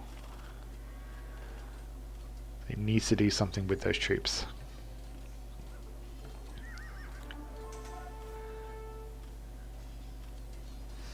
Taking out Spearman is nice. I think it was Fireball that was saying that actually Spearmen trade quite nicely against Eagle Warriors if you get enough of them, which is something I didn't know. But here I think we've got good Eagle numbers.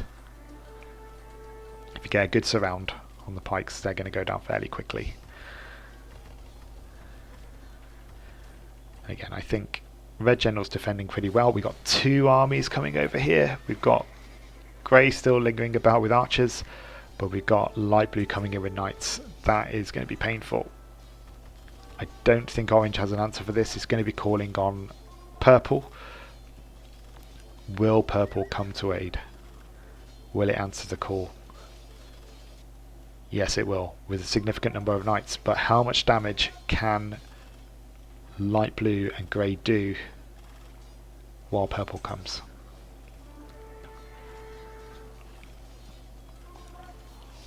Orange still producing units and just causing a nuisance, which is great. It's exactly what purple's going to want.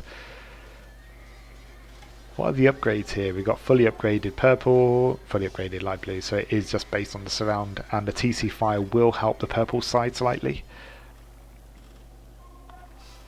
Light blue is just getting out of the way and will probably attack this villager shortly. I'll attack the knight first. Oh, that's not a good matchup.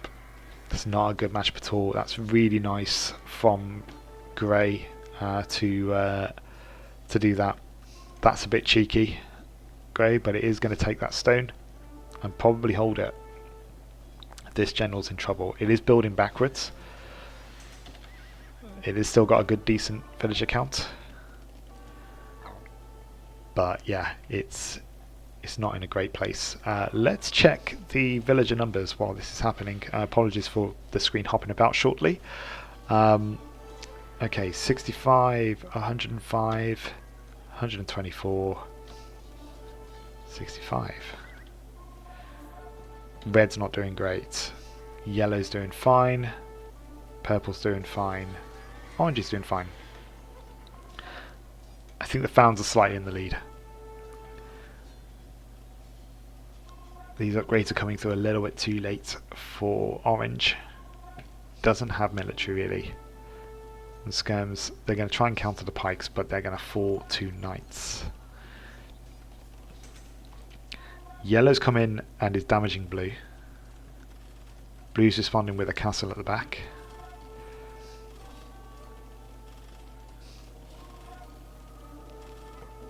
Green's coming to defend, and I think there's a villagers.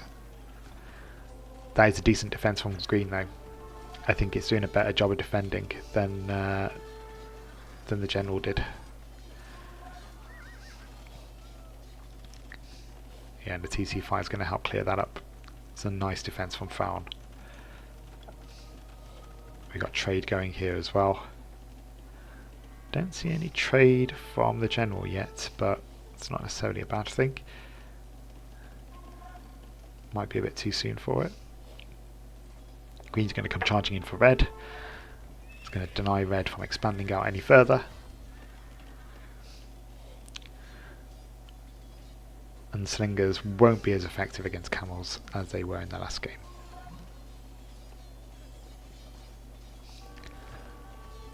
Militiamen. I'm assuming it's going to be researching upgrades. It is researching Imp. We've got yellow at Imp 2. Yeah.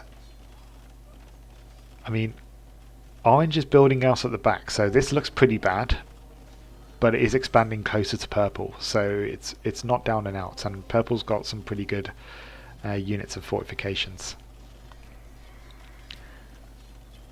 If this castle goes up as well, that would be really nice in just slowing down light blue and grey. I really like cavalry archers for the hunts. I think not many AIs use the cavalry archers, and I know Mangadai kind of counts as that, but actually seeing cavalry archers, they do a solid job. I love it when the DEAI uses them too. I think this is a big help.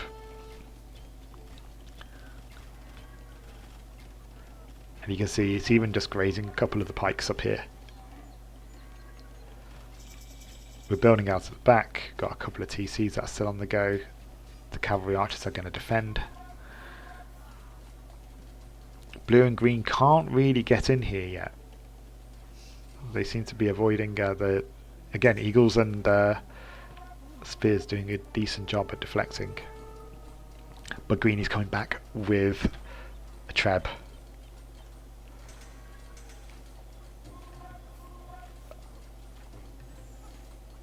Yeah, when the trebs start coming in, that may be more problematic.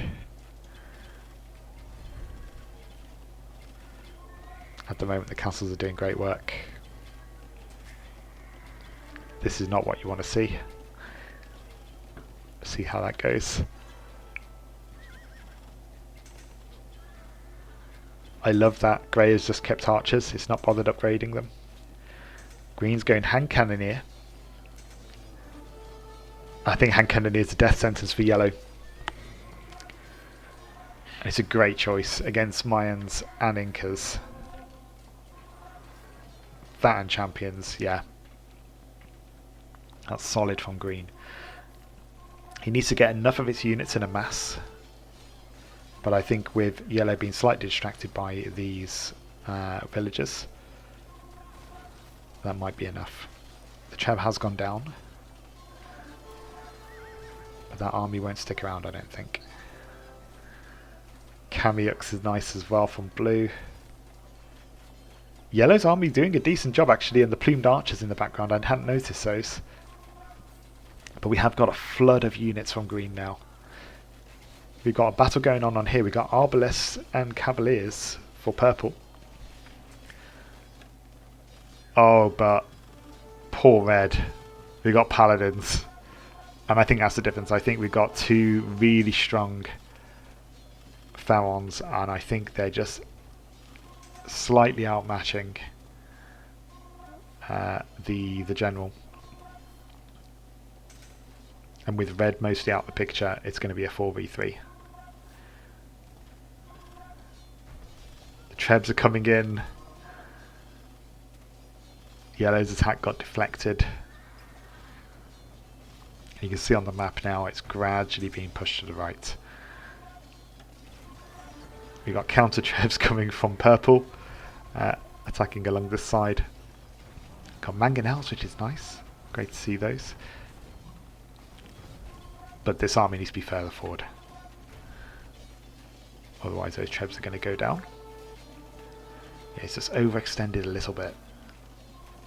Be great to be in sync with Orange's army, just to do a bit more defending. Halberdiers are nice. The trebs in range of castle is not nice. Red is surely going to be surrendering soon.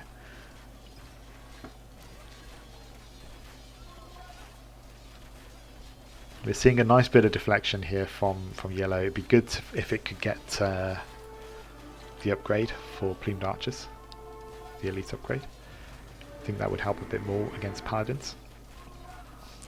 The castle's doing a lot of work though.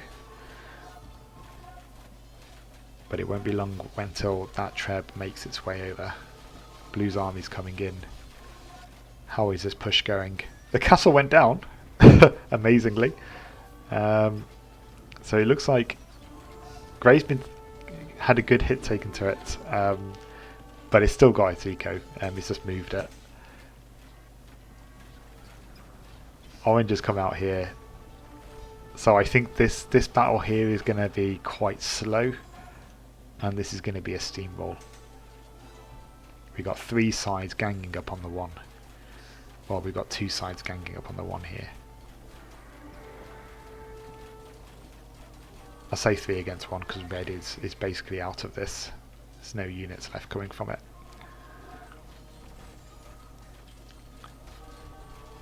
The trade has been hit. Kamyuk's great unit.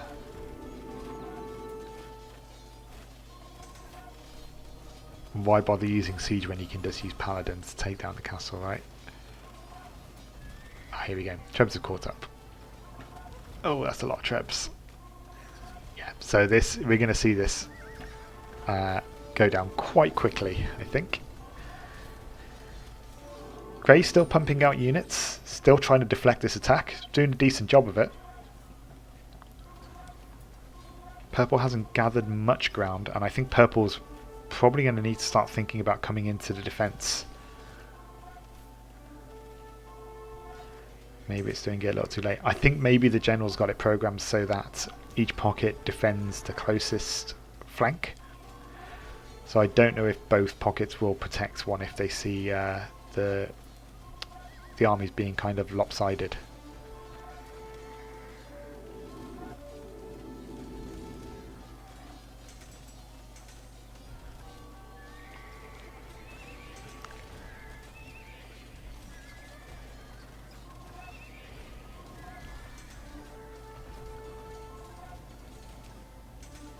Again, slight bit of freezing there as Pharaon goes to tribute.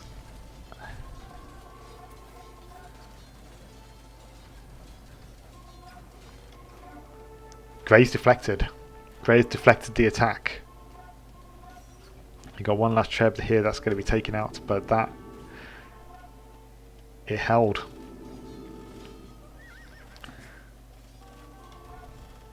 Light blue is making its way into purple's base now. Again, terrible treb placement.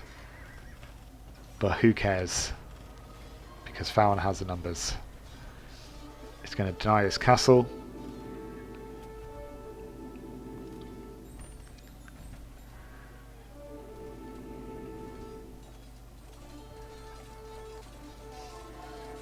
And I think we're looking at 2-2.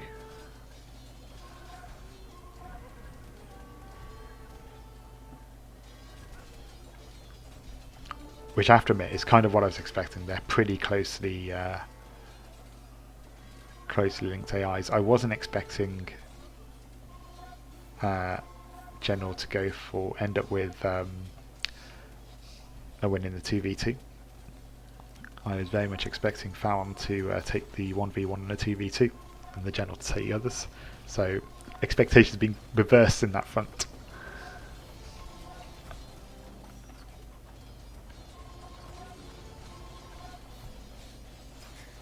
Red has pretty much ceased to exist. They're very slowly pushing. I'm just going to check the fill numbers. Yellow is done. Red is done. Purple is nearly done. And out of all of them, it's actually orange that's holding up the most. I think that's going to change very quickly as these castles go down. Yeah, and those numbers are plummeting. It's producing 3 villages at a time. That's probably why the numbers are still up. And there it is. GG.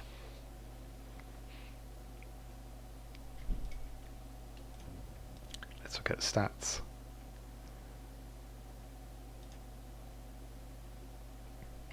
Weird to think that that's the size of the largest army. I thought it was a bigger army than that, but there you go. It must just be replacing units as it's losing them.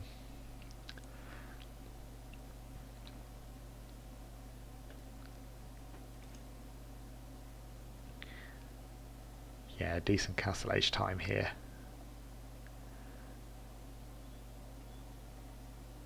(1036), nice feudal age. It's a bit slower than what I would like, but it's done the job. It did a great tower rush.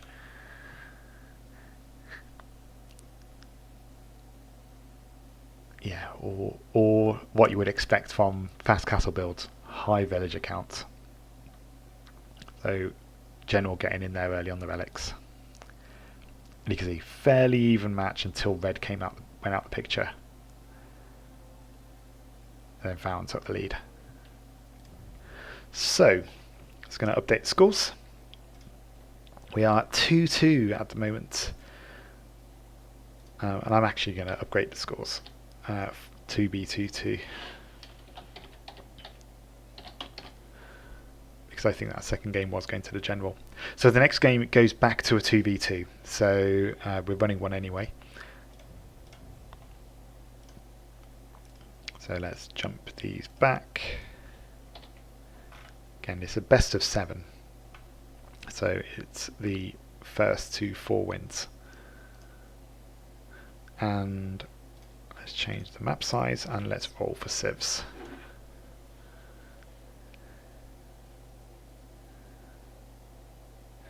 We'll start with the general. And we've got Mayans.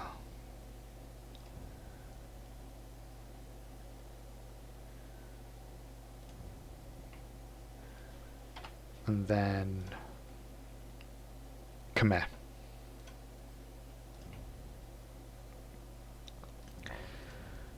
Next, we'll just see which one of the Pharaons is going to mirror the general. This time Pharaon is going to mirror the Khmer.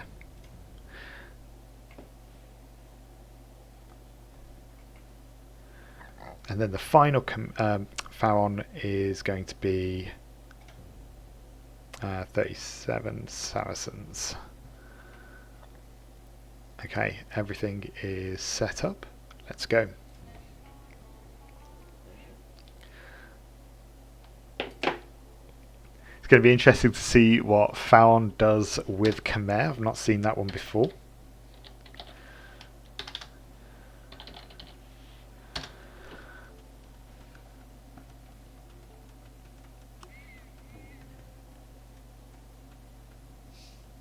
Foot archers against buildings. I don't think either of the team bonuses will necessarily be helpful for either side. Yeah, cheaper wars for Mayans for the general, but general's not going to use it. And I don't think the foot archers against buildings is going to be massive with the Khmer ally for Pharaon. So it's just going to be which ones can play their own civs best, I think. It was a good close game, the 2v2 last time. It seemed to swing the general's way by just holding off long enough with a Pharaon tower rush not quite being pulled off right. So we'll see if Pharaon can pull it off this time. And I think the problem with the general, when it's, because it kind of goes for a pocket strategy even when it's a flank, if you don't pin both of them down, then the one that survives gets big enough to take on both of you. I get the same issue with the Definitive Edition AI. If you leave one of them booming too long, it gets really scary. So I think both Pharaons are going to have to do a decent job of containing the general. Kiwo, you made it. It's a bit of an impossible challenge for you, Kiwo, this time, because I think MrElephant is also running Tribal Warrior versus Rehoboam on the other Age of Empires 1 channel as we're streaming side by side. Though that matchup has happened before, so I haven't actually looked at the scores, but I would expect that to be a similar matchup. But I won't spoil it on stream. But yeah, if you check out the brackets back at the top, you can see how that game is going too.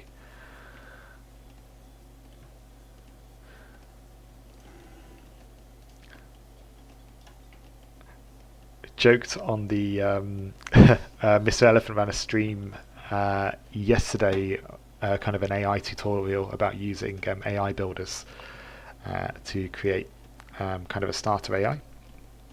Kiwo was in on that. I think the AI got dedicated to Kiwo in the end. Oh dear, Pharaon, that's a bit slow, but it is making it through. That's great. I think I joked Kiwo about because you've seen pretty much every match. There should be a separate award for the for your favourite AI, having seen them all battle, having gone through the entire Davis Cup. So maybe in the final Kiwo you can have a short list of which AIs are considered to be, I don't know, your top 5 from what you've seen, at least to watch.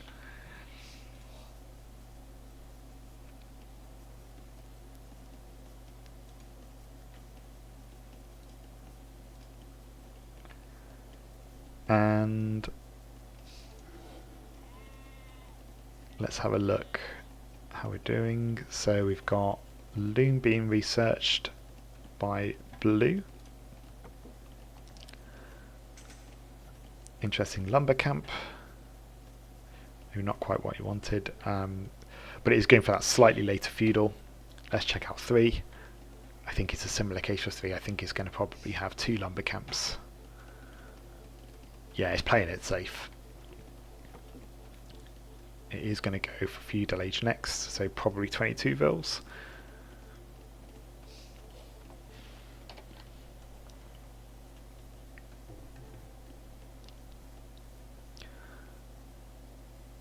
So blue's going to go for a trush. Green's going to go for skirmishers, I'm guessing by the looks of that. Which may work for Khmer. The more easily gathered food just means that skirms can come out a little quicker if kind of immediate access to food is kind of the starving point of them. And so as long as it's got enough wood, those skirms should keep coming. But it's all going to come down, I think, to does this tower rush work? No, Trush is too far. What does that mean?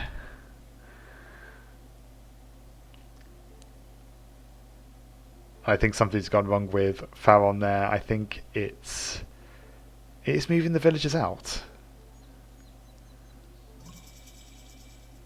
Commit to it. You've got to commit to it. If you change your strategy partway through, you're going to hand it to the general. And it's not the best tower placement. It is quite far away. Let's zoom out a bit. I just realised I'm zoomed in quite a fair bit there. If you can keep building forward gradually, that it might do a bit of disruption, but it is going to give the general the time it needs. Green Pharaon, however, let's see how he's doing. Yeah, so we're going straight into skirms. We're Khmer, we've got food coming in. Technically, yellow could maybe castle age quicker without needing the buildings, so that could get it up and running faster. So that's something to watch out as well, is that yellow has time and probably doesn't need as much. And the other difference is we've got Mayans for red, and although it tends to wait until that's quite nice, by the way. Although it waits until clicking up to Castle Age before producing them, it can produce Eagle Warriors while it's aging up. Whereas the Khmer will probably wait. Interesting decisions by the general. I think some of the villagers are being lured out to try and take down the towers, so I think maybe town size is just keeping the towers within, and it is going to lose a couple of vils to that, so that again may buy Pharaon some time now. It is just getting to feudal age. It's lost a couple of vils. That's not good for yellow, but it's nearly got the resources to go to castle. It just needs a bit more gold. What's going on here? Just deposit the gold. Just drop what you got and you'll age up. Nice tower.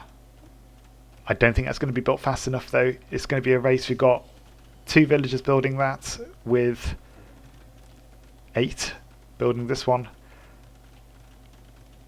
It's going to be really close. And the blue tower's going to go up first. Is this going to go up anyway? Or is it going to get cancelled?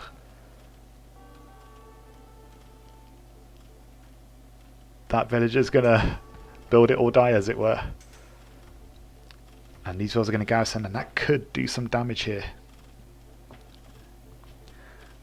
It did eventually collect castle, which is good. And if it stays in here garrison, that tower will go down. Yeah, so I think that tower will go down, and the general's not entirely crippled, and Pharaon will be 8 villagers down just through idle time here. In the meantime, green has a huge army. It's a well-placed tower by red.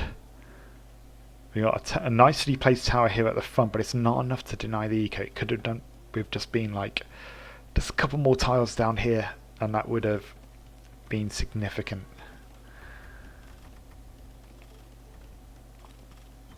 But at the moment, yeah, these skirmishers are being kept busy. They will, I think, eventually take these villages off gold. But we've already got crossbows coming out. Crossbows probably not the right choice for general. I mean, the tower may eventually do damage to these skirms, and they might run into some TC fire, but unless those crossbows get fully upgraded and can outrange the skirms, that's going to be a bad clash. Okay, we got more towers around the outer edge here. Nice. This is what I wanted to see from the villagers, just a bit more aggression on those distant towers. Hopefully we'll see something similar here as well.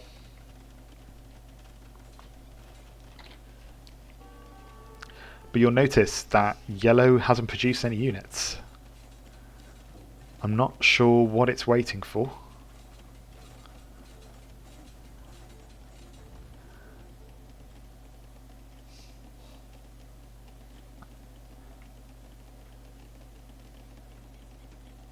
He will get wood to build buildings soon, so it might build something from there. Maybe he's waiting for a battering ram. There it is, yeah. So he's building a battering ram to counter those towers.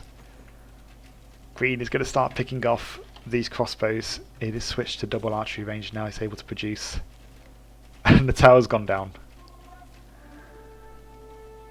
But we've got a bunch of skirmishers versus a small bunch of crossbows. The crossbows are doing the damage. And just one eagle to keep them occupied, that might be enough. Yeah, the crossbows have it.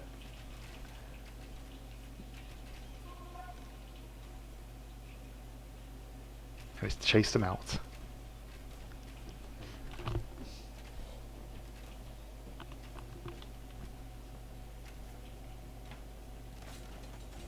We got more towers being built by blue.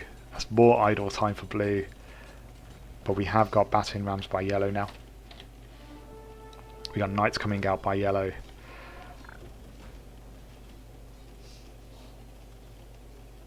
And this will be defended.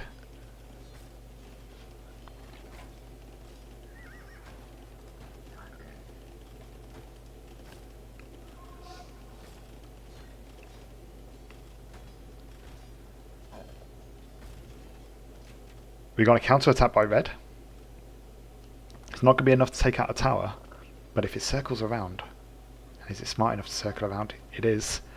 It could do some eco damage. Let's check out green's eco. It has clicked up to castle. It's on 47 vills versus red's 42. So green does have the villager lead.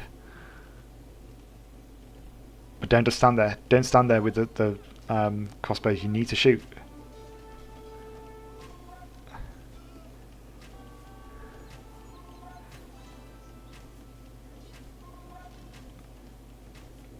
I think he's just getting caught by the tree, and that's not what you want. He's going to lose those units after doing very little damage.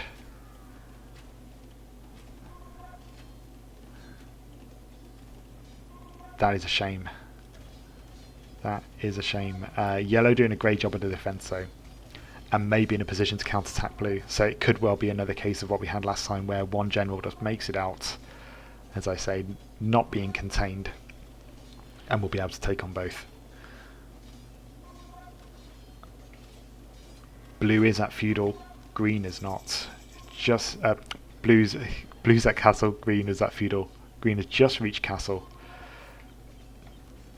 But we're in a position now where these villagers are being chased out by a knight.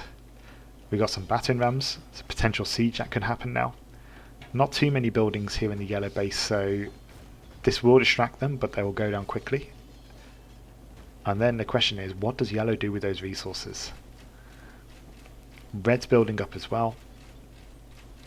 It's going to be shooting these down. I imagine red's already gone on to more than one TC. Yes, it has.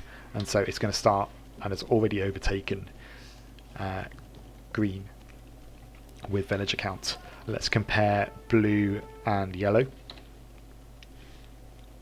Blue's just started to go into pike, but yellow has villager advantage.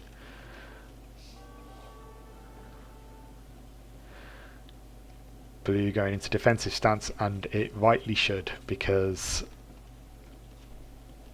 yellow's going to start getting scary at this point.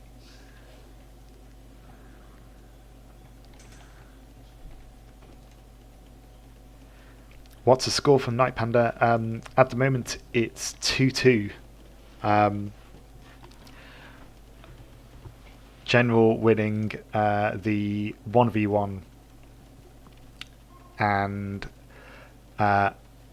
pretty much winning the 2v2. We had a crash at the very end of the game, so there's a slight question mark on that, but General was definitely in a position to take the win. So I've got that save file. It's sent over to Cheese on Toast, but I think that will end up being a General win. And then Pharaon's taking the 3v3 and the 4v4. We're back to a 2v2 now. We had a tower rush from Pharaon, the blue Pharaon here, which the General has managed to deflect because the tower rush has started a little bit too far away. And then we had skirms versus crossbows, green and red here, and the crossbows won, and then immediately lost all their units in the green base with the counter attack. So green's had time to get elite skirm to get ready to counter, but the villager counter at the moment seems to be in the General's favour. We got 52 versus 58, and 65 versus 56. The scores are pretty close. I think it's slightly in the General's favour at the moment, but it's taking its time to attack, and I think that's a mistake. It's had a chance to counter attack. Green's going to move out, but it's got mangonels. Could be quite nice. Though a castle would be wonderful for the General here.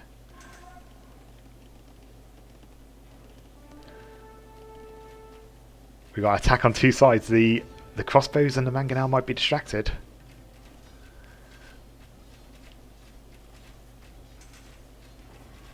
Oh, there we go. Some beautiful shots. And we got another clash happening on the bottom right of the map. I'm just going to see a couple more of these mangonel shots and I'll move over. Okay, they're fleeing. What's happening down here? We got knights and a TC trying to be planted down there. I don't know if that's going to make it. Depends on how long this battle goes for, I guess. But both seem to be moving out at about the same time. We've got the battering rams ready to try and damage some buildings. We've got another big clash here. Green versus red. It seems to be the elephant doing the work.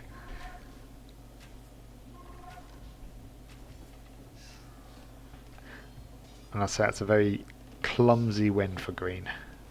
So we've got units gathering here. Yellow's going to be winning this one. And even with that mangonel shot, the knights will just absorb the damage. Why are you retreating? You had it. Just attack the base. It's probably trying to keep you close to the knights.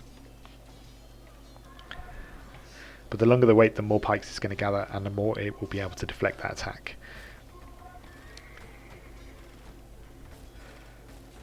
Nice villager defense from Pharaon. The knights are wandering away just a little too late, and that battering ram will go down. In the meantime, green seems to be winning this push as well. Some typical Esty micro there. Run, throw, run, throw, run, throw, with some knights in the mix. Now, any of these generals going for imp yet? No, not at all. Though generals are in the lead with the village account. So it seems to be going for the eco still.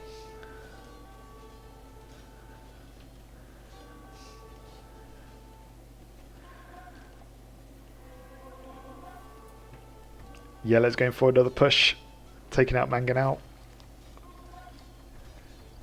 Some nice micro around the pikes there, just ganging up on those. And it will do some eco damage, but it needs more units. Be nice to hit this clump here. So at the moment it looks like we've got yellow and green both taking the wins on their fight.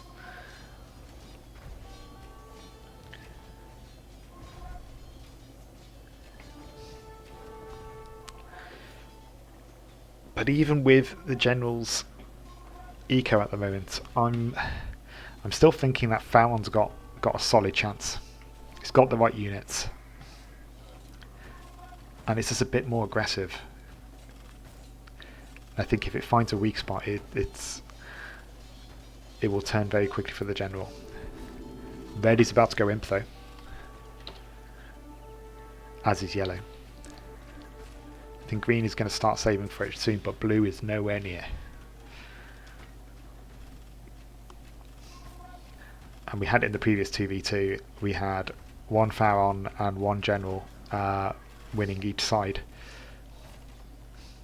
But the question is it going to be similar to last time? Is the general going to come out stronger from its battle to be able to reinforce?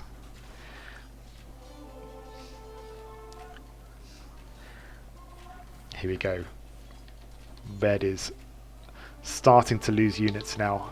Green has the advantage on village account. Red's invested into imp. So green has a window.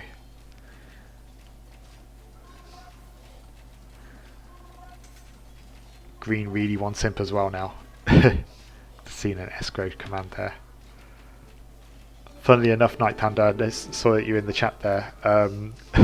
Occasionally I'm getting bits of lag on here, or bits of skipping. I'm getting more than on this than I did with Rarebone versus Immortal. So I'm not quite sure what rules are looping out, but it seems to be in line with some of the chats. The chat happens and then it just skips.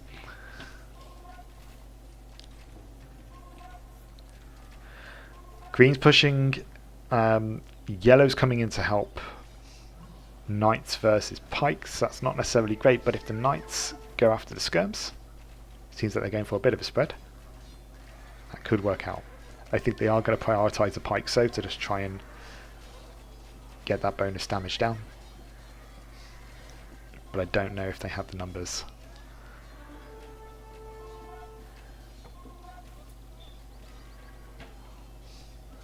It's a bit scrappy, but it's buying red some time. Both generals are at imp. Blue is saving, by the looks of it, for imp. Got a castle going up finally. That would be great. Earlier, yellow's coming in super round.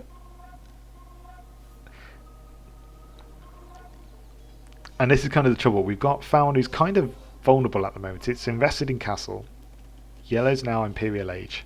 But if yellow goes away too far now, green still has the up, I think, against red. So whatever yellow's going to do, it's got to do it quickly.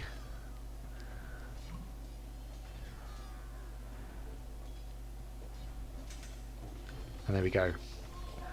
Blue's getting hit hard by these cavaliers. Got a nice conversion there.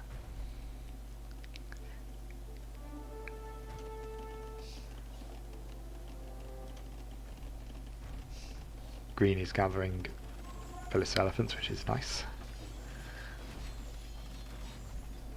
Okay, we got a big clash. We got castle fairly close to the TC as well. We got cover on both sides, but the ram is going to be a big help. At this point, blue's just out-teched. So now we got the situation immediately reversed. Green needs to do something. It either needs to reinforce or it needs to attack red while it has a short window. Because Red's just investing in eco now at this point.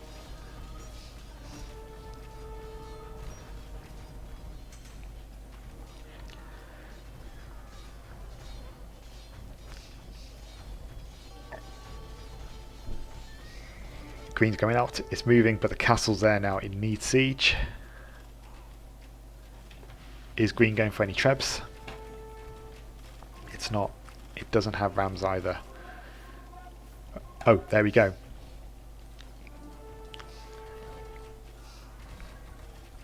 Green's hope.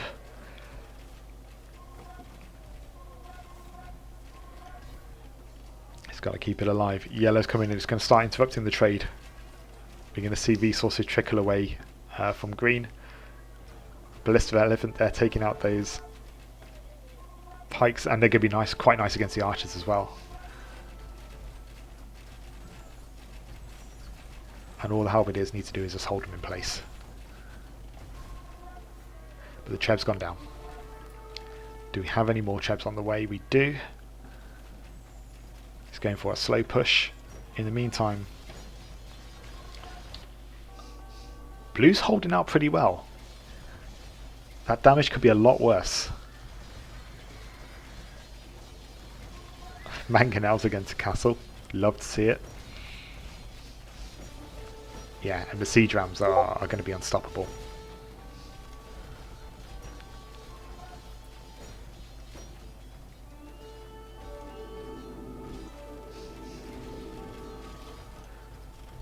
Green's pushing, it's pushing out Red's forces. The rams are going to go down here. This is a nice place for the trap. Not quite in the firing line, it's got an army in front of it. Can it take that castle down, and are we going to get a trade of bases? I think General's better positioned for this. If we check out the General here. Oh, it is going to get that ram. Oh, General. Not General Pharaon, what are you doing? You had a chance and you just left it. An optimistic castle there. Sorry about that. Still skipping about a little bit, still getting a bit of jumping on this one.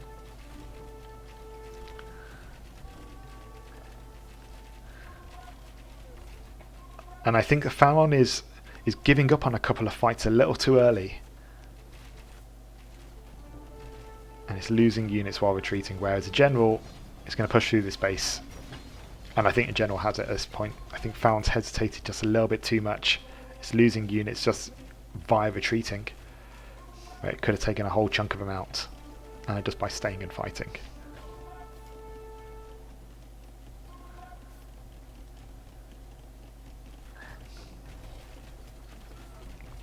You see they're just going to cut through these archers, but you bought the General too much time, and the General is now moving into Green's territory, and this is where the game's going to start to be over. Very quickly we're going to see all these villagers go. Hussars, Cavaliers.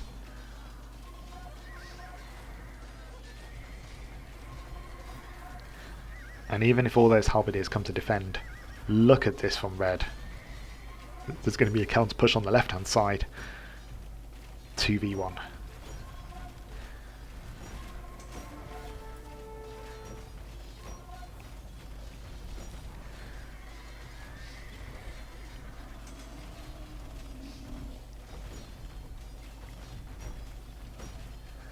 Again, just a slight bit of hesitation from Pharaon that's cost him this game, whereas the General had a game plan, it came under pressure, and it's still stuck with it.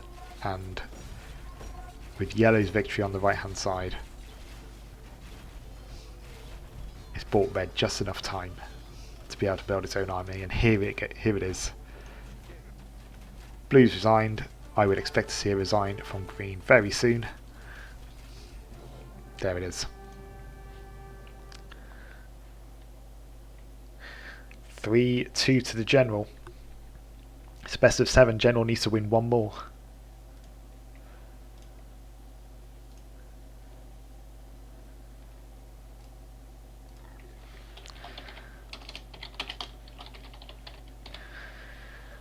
Though the next game is a 4v4, which Pharaon won last time, so this could well go to the 7th game.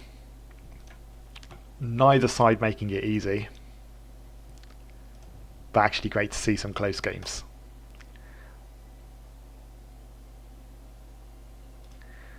But yeah, Pharaon could have had this, I felt. It just needed to push.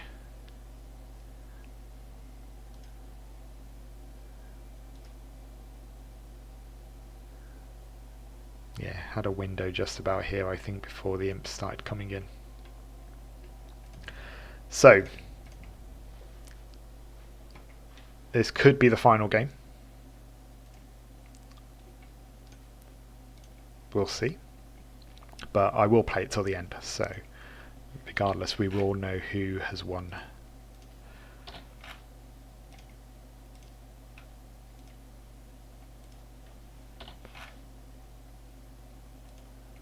Definitely don't want Petardi in there. I think that was a script I was running to see if I could mass garrison petards.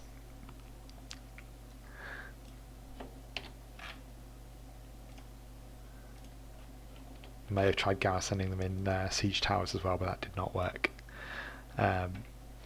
So let's roll for the general.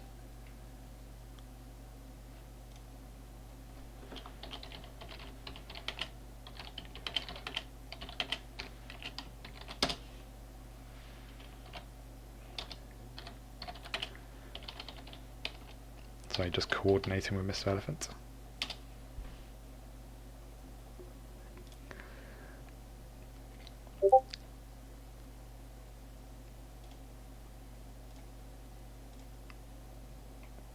So, general, we got 8 civs to pick from. Let's see what we get this time. Aha, something different. Magiers.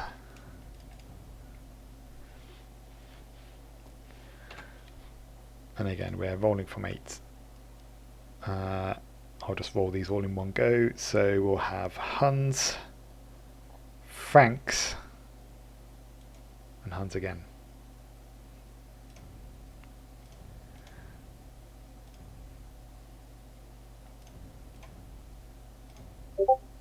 There we go, Huns, Franks, Huns. Which one will Pharaon mirror? Pharaon's going to mirror Franks this time around.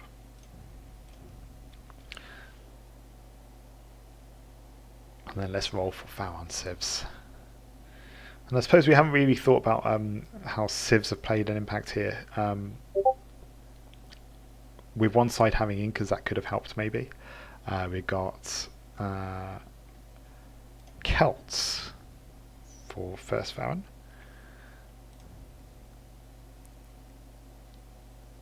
Followed by Slavs again.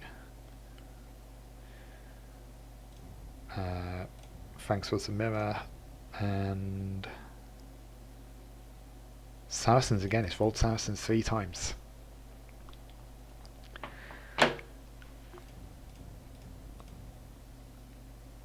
Okay, map size is all good. Right AIs.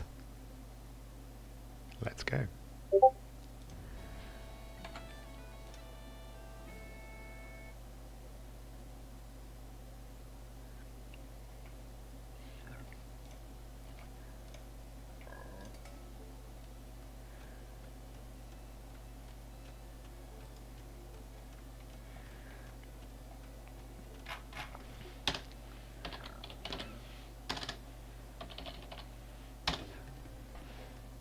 And I'm just going to quickly go on mute while I get a drink, because this stream has gone on a bit longer than I thought it would, and I'm starting to lose my voice a little bit, so I am going to leave it here for a moment, but hopefully you won't miss too much because it's just Dark Age. But I'll be back in just a minute or so.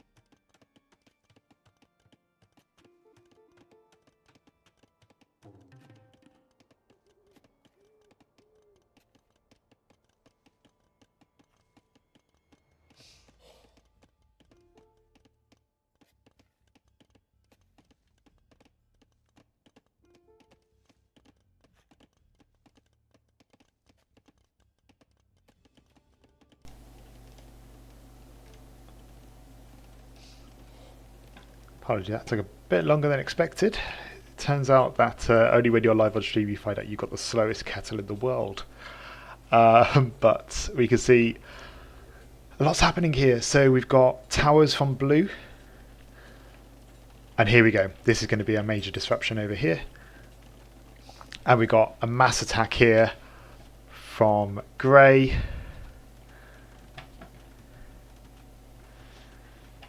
It's a pretty decent spot here as well, actually. It's nice to see. Had some pretty bad towers so far, just a little too far away, and I think this is just in range to start putting pressure on red. Green made it to castle just before purple, and I think we're going to start to see some green knights very soon. Light blues also made it to castle, and I think we're going to see a very similar picture to the last 4v4. I think both Pharaons have done a great job here on the flanks. And the pressure is going to be on the general pockets, and I don't know if the general pockets are going to be enough. Look at this. I think the villagers will try and take that one down. Yeah. Oh, this is... Leif, if you ever watch this back, garrison your TC. You'd have got so many kills here. Anyone who remembers the... Wandering Bots tournament by Rorik. The garrisoning villagers in TCs manually got so many kills during that tournament. It's definitely worth it. And there's nothing more satisfying than just sniping a scout as it goes past.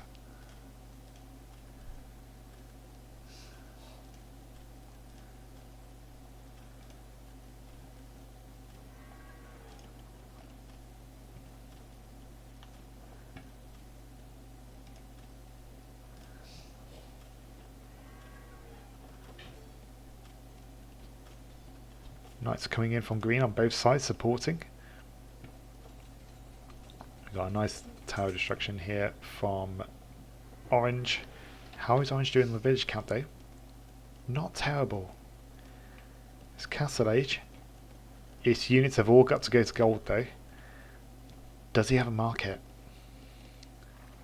He doesn't. So orange is in trouble, because it's not able to produce villagers anymore. But it is hanging on to the ones it's got.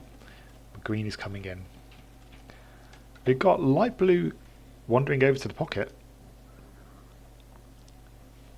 And it's actually yellow's knights leading it back, but damage to the yellow pocket here could be really good for light blue.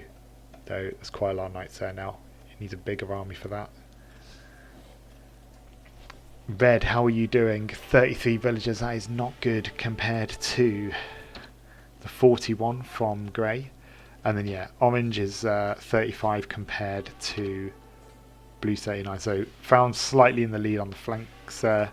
And then if we look at the pockets, we got 52 and 48 versus 49 and 43. So actually the pockets for the general seems to be okay on the village count wise.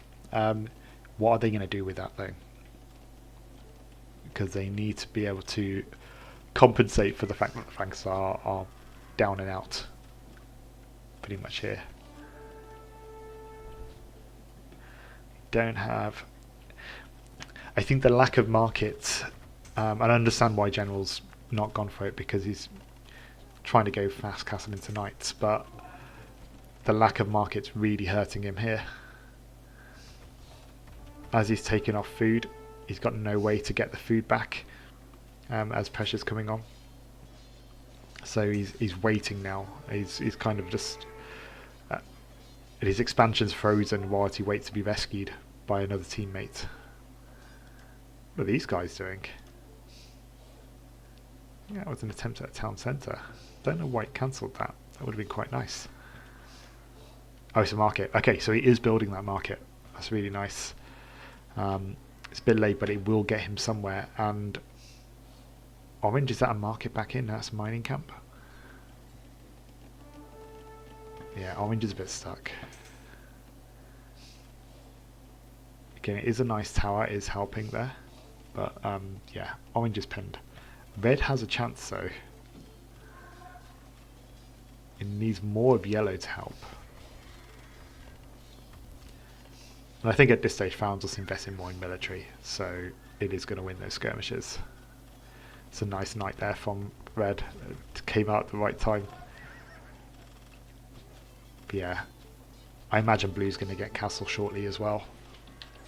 Yeah, there it is. So really, the general needs to be going to imp, or really starting to bring the fight to some of those castle age armies, and he's not yet. And the longer he waits, the bigger that gap's going to get for Pharaon.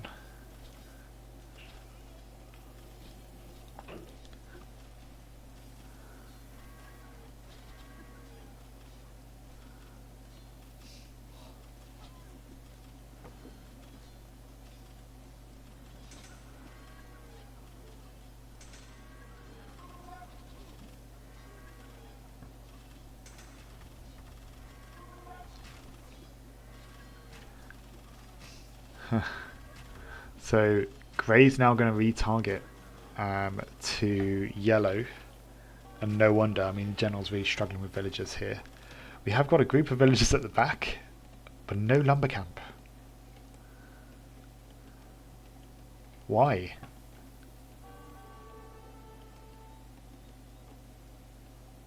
I suspect that's some strategic number or something firing badly. I can't imagine Leif scripted that. Some nice snipes there from the town centre. This tower placement was great. And yeah, purple is just building at the moment.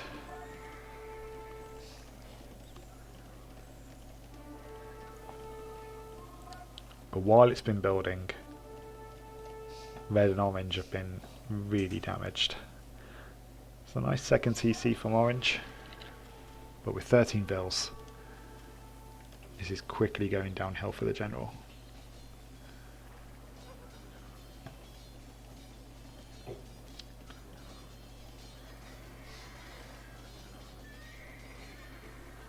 Oh, and now they're all targeting yellow. Look at these armies starting to turn up into that area. And with no flanks to protect it, only purple. Which it is going to do. Purple is going to come to the rescue here. We're going to see a 3v2.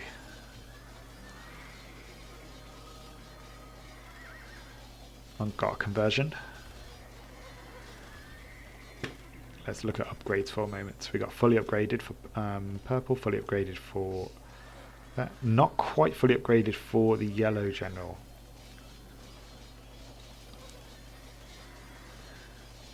Yeah, so Pharaon's got a bit of an advantage over with upgrades. It's only slight, but in this case it might make a difference. That attack is going to be deflected. Good teamwork from the generals. Nice sandwich there against the crossbows.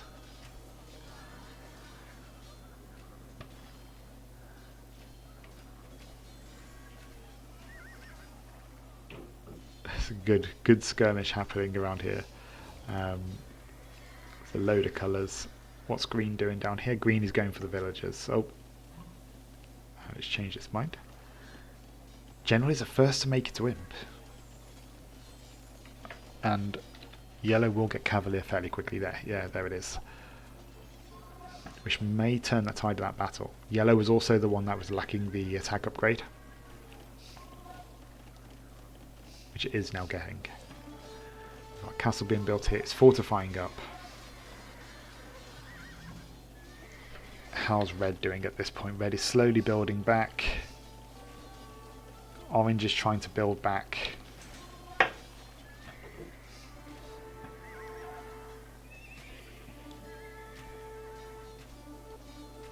But again, we're looking at a window here. The general needs to use this window now to try and get some sort of a counter attack, and I don't know if it has the units to do it.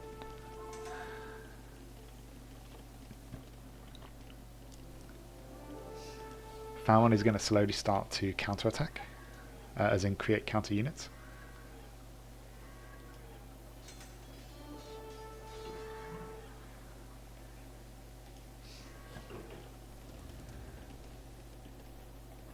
Green is going backwards and forwards. It will lose units to the castles. This is nicely fortified by the general.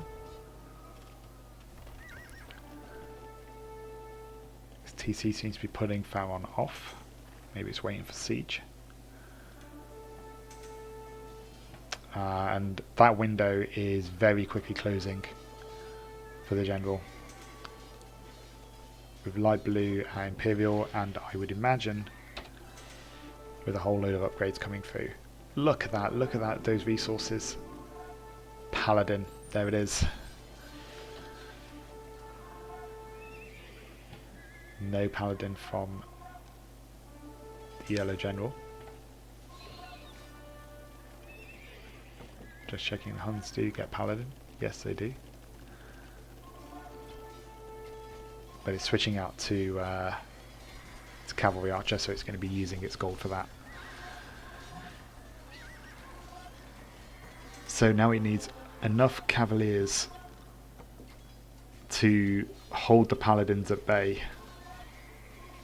with the support from the Cavalry Archers.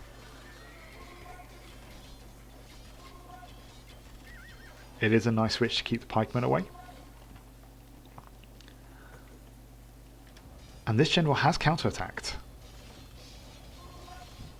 It did that crucial push, and I think blue's done. 25 Ils, blue's done. That's a really nice counterattack from general. Getting a little bit of freezing. Don't do this to me now. Oh, brilliant. And it's attacking the trade. Sometimes with DUC, you're not going to hit those trade carts because you can't detect them. The general has. And we've got throwing axemen in there just to pick them off as they're running away. That is brilliant. But while this is out here, and we are going to get some a huge defense coming from Sion, although albeit a bit too late. This is going to buy yellow some time. Is yellow going to get Paladin? It's not quite saved up enough yet. But the Cav Archers are going to help. And this mash here. Halberdiers, Paladins, Boyars. Purple's army is not going to survive that fight. But Purple's army is moving elsewhere. It's going for green. And if it does enough damage to eco, it could slow green down its tracks. That could be another Pharaon slowed. We've got a nice little sneaky castle here. Fantastic, that might just sandwich them away. Great deflection. Paladin being moved, search for yellow. I think Pharaon still has it, if I'm honest, but General's not going down with that fight. He wants that win.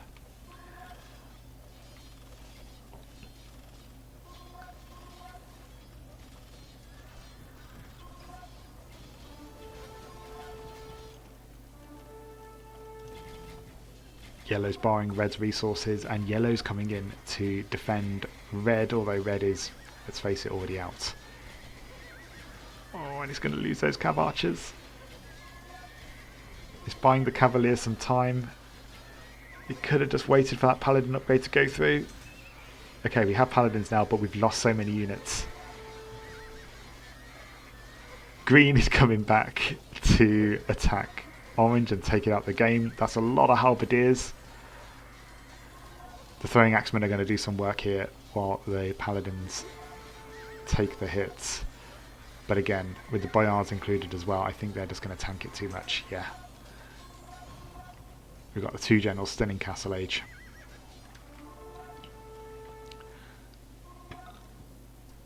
We've got another attack on yellow. Got a load of villagers, but the army for yellow is lacking. He seems to be investing a lot in trade carts, and I would be going for stables or archery ranges at this point and just trying to max out on units. Get to that pop cap and just hold them at the line. The castles are nice.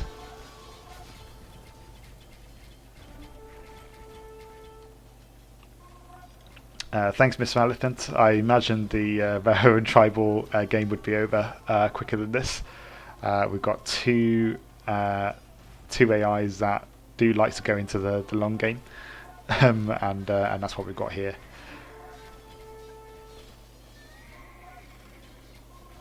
Grey saying it needs help, though I don't see much in its base. Maybe a monk. But the big push here is from Cyan.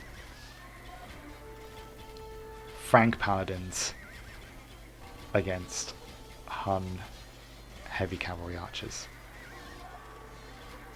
It's nice to see Huns using cavalry archers, but not in this way. It's not what you want to see. You want more paladins in the field. More paladins, more spears. Some monk conversions would be nice. We got camels coming in as well to counter the paladins, and again we're getting to the same point now where we got a load. We got 3 Pharaon players against 2, and they can just have a bit more unit variance. So the general can't counter everything. Pharaon is eventually going to take out the trade, taking out villagers, and you can see the general's villager count is dropping. We've got a load of idols, and unless purple pulls something out the bag, and let's look here, purple isn't doing great either. This game's going to go to Pharaon, and this is going to go to a final game.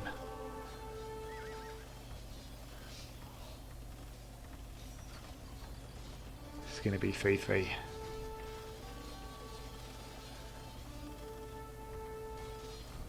What a matchup.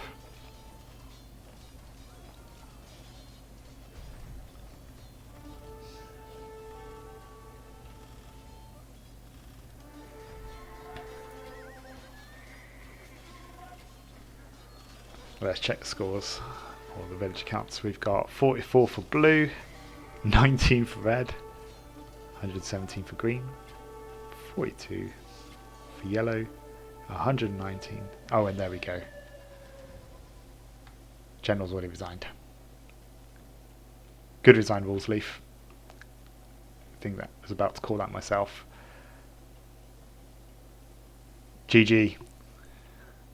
Let's look at the stats for that one. If you're still with me, by the way, well done. It's we've had some long games and we've had a couple of crashes. 3-3. We've got to see it through. I hope Esty's able to look back at this match, because it's been a corker. Great time by Pharaon here, by the way. I think faster sheep gathering, I think it is, for Celts. It's probably helped with that. I think that's the fastest feudal age we've seen from blue, which is probably why the tower rush worked. Apologies again for being away while that happened. That happened really quickly.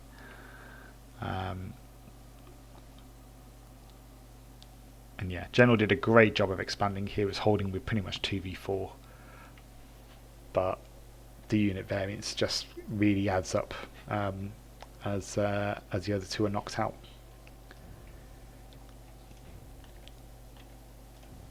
Okay, so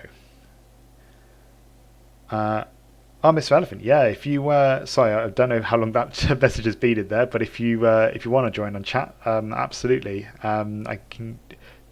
Shall I give you a call on Discord? If you're still there. In the meantime, I'm just going to update the brackets.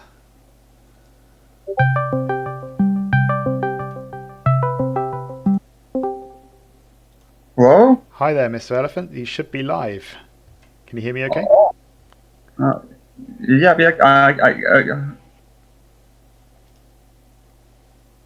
Hello. yep, I can hear you. Oh, you probably hear me double, aren't you, on Twitch? Oh, yep. I muted myself on the on Twitch. So, yep. Okay, so for recap, for anyone who's just joining in for yourself, MrElephant, we had a win by the General in the 1v1.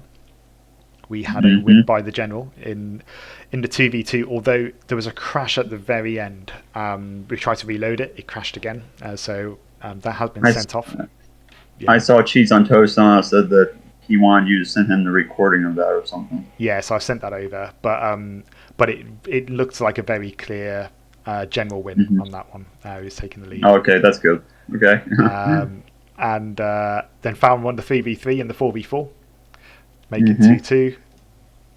Generals won the 2v2, Pharaon's won a 4v4, and now we've got a 1v1 to go to decide it. Um, and I think this is all going to be based on a tower rush, right? If the tower rush lands, Pharaon wins, and if it doesn't land, Mm. and Leif gets enough time, or if the general gets enough time, then the general will take the win again. But either way, it's going to be a 4-3. I'm going to do a roll now to see what civ the general gets, and then we'll Yeah, get Pharaon's because initial. the last time the General won the 1v1, so it's totally possible for him to win this set. Absolutely, and the general last time in the 1v1, I think, was Aztecs. So he was able to produce Eagle Warriors as he was aging up to castle, which helped just with a little bit of the deflection of towers and of skirms. Um, but this time, the general is not Aztecs and is Franks. So we'll have to wait to reach Castle Age before it starts producing units, and that could be crucial. I think this is the last of Esty's AIs too. So if Oh, it will be as well, Pharaoh won't it? if Pharaoh gets knocked out, this will be his last one because Tribal was just knocked out. So by Rehoboam. So everything's on the line. Well, we're going to have one law, I guess. There's a possibility for one scripter is going to be falling out of this for sure, either Either Leif way, or Esty. Yep. yeah. Last game, let's do it. Mm. Thanks, we thanks. Now, I will add in the first game, Pharaon was quite unlucky with the map generation as well. There were trees quite far away, Mm. somewhat similar to here, I would say, and it didn't find all of its sheep, Mm. which made it age up a little slower, which made it not really commit to the tower. It kind of started and then retreated, and that bought General enough time. I think it like committed to one tower and then left it. Ooh. Um, General's looking again got like a good generation. I think trees relatively close by, but we'll see what Pharaon can do. But I mean, I was saying earlier, like SD had 4 AIs. I'm tempted to say Uh, in the final well, yeah. 16. Oh, and the final 16, he had more AIs than that. Oh But yeah, because of Tutor Master, which appeared in 2 teams technically. So yeah, so 6 of the final 16 involved in SDAI. yeah, he's had quite the number of AIs inside the competition overall. I mean, other AIs that he's worked on, like Valkyrie Warriors and others that um, didn't even make it up to top 16. So you know, he's had a good run, but he's had a lot of AIs. Yeah, I didn't know Valkyrie Warriors was his. I know Yggdrasil It's it's is. Valkyrie Warriors, and he worked with electricity on it. So. Nice. Hmm.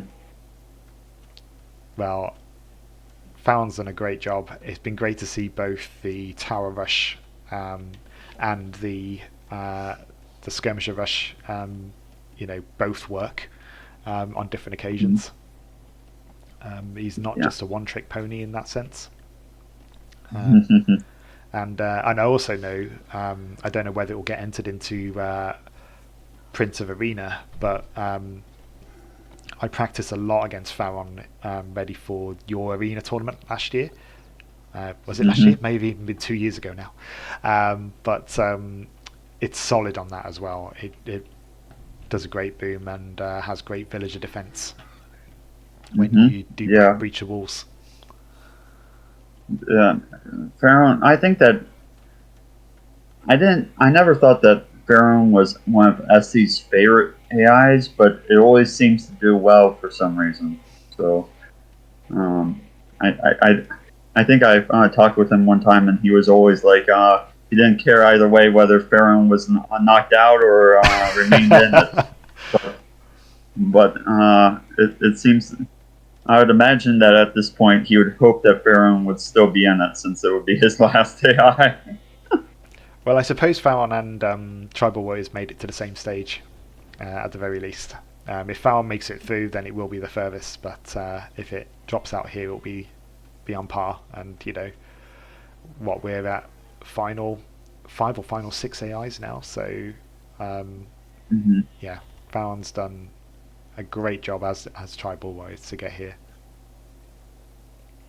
Yeah, it was not. It was totally one-sided inside the other fight of Tribal Warriors versus Rehoboam, and just completely one-sided. So, and it was really with Pharaon versus Rehoboam when that happened as well. We were kind of waiting on the tower rush, and even when the tower rush worked, Rehoboam just subtly built away from it and just ignored it enough to do the damage. Which was a great surprise from Rehoboam, because previously towers have, caused it real problems. So yeah, and I think that's the thing. Considering Pharaon, was 3rd place in Davis Cup 6, the difference between that 3rd place and 2nd place in DC 6 at least was significant. I agree. Yeah, it's number 1 and number 2 are significantly on a level of their own right now. Comparatively, I would say. So, what do you think of Shadow's chances against Immortal? I've not seen that matchup, and Shadow's done really well to get to where he is. I think Fireball has worked hard on his AI, but I don't think it will be close between the two competitors. I don't want to raise Fireball's hopes or anything like that. I would love to see Shadow take some games. I don't think it will take the 3v3 and the 4v4 for sure, because it doesn't go imp. But I think every time I've seen Immortal play, there's just a window of opportunity that the other AI just doesn't take, and I think Shadow's got a chance of doing it. It's got the micro. It splits its groups up. Inside 1v1 and possibly 2v2, he may have a chance, but he won't have a chance inside 3v3 or 4v4, especially if Immortal gets into Imperial Age. So here's a question: in the best of 7, well, in the best of 7, I think it's. I think there's more 1v1s and 2v2s than there are 3v3s and 4v4s. I think there's 2 1v1s, 2 2v2s, 2 4v4s, but there's only 1 3v3. So if you can win all the 1v1s and 2v2s, you win the match. I don't know what the best of 9 works, how that works though. I don't know if that works in the same layout. So Shadow versus Immortal, I'm looking at right now: 1v1, 2v2, 3v3, 4v4, and then so they'll go. So let's just say Shadow does a 1v1 and 2. He miraculously he wins the 1v1, and he somehow blows our mind, and he wins 2v2. And then Immortal does the 3v3 and 4v4. Then we have a 2v2. I could see it. It's unlikely, maybe, right? But it's unlikely. But maybe if Shadow did 1v1s and 2v2s, then he has a possibility of winning, maybe. But he'd have to win those 2v2s too. Yeah, and the 2v2s are tricky, right? Because Shadow will play it as two 1v1s, and you have to win both of those. Yeah. If you leave Immortal alive on any of those, Immortal's won the game. Hmm. Pharaon didn't go for Tower Rush this time. It went for Feudal Rush with skirmishes. And he's going to build a tower here, which is going to block off the food, which is great. Great for Pharaon, that is. There's a brilliant tower by the General, so it's not going to be taken off gold. But here we go. General also has built a market now in the 4v4. The General kind of got stuck because it didn't have a market. So when it was taking off food, it didn't have the ability to buy food. So Pharaon's taking them off the right resources, but the General's reacting in the right way if it's going for castle. It has clicks up to castle as well. It's got the stables ready. It's saved up the food and gold, and I think soon we're going to see some knights out, and it's going to be a question of can these spearmen contain the knights that come out of this stables. We've got a second stable coming up, and I think this is going to be a close one.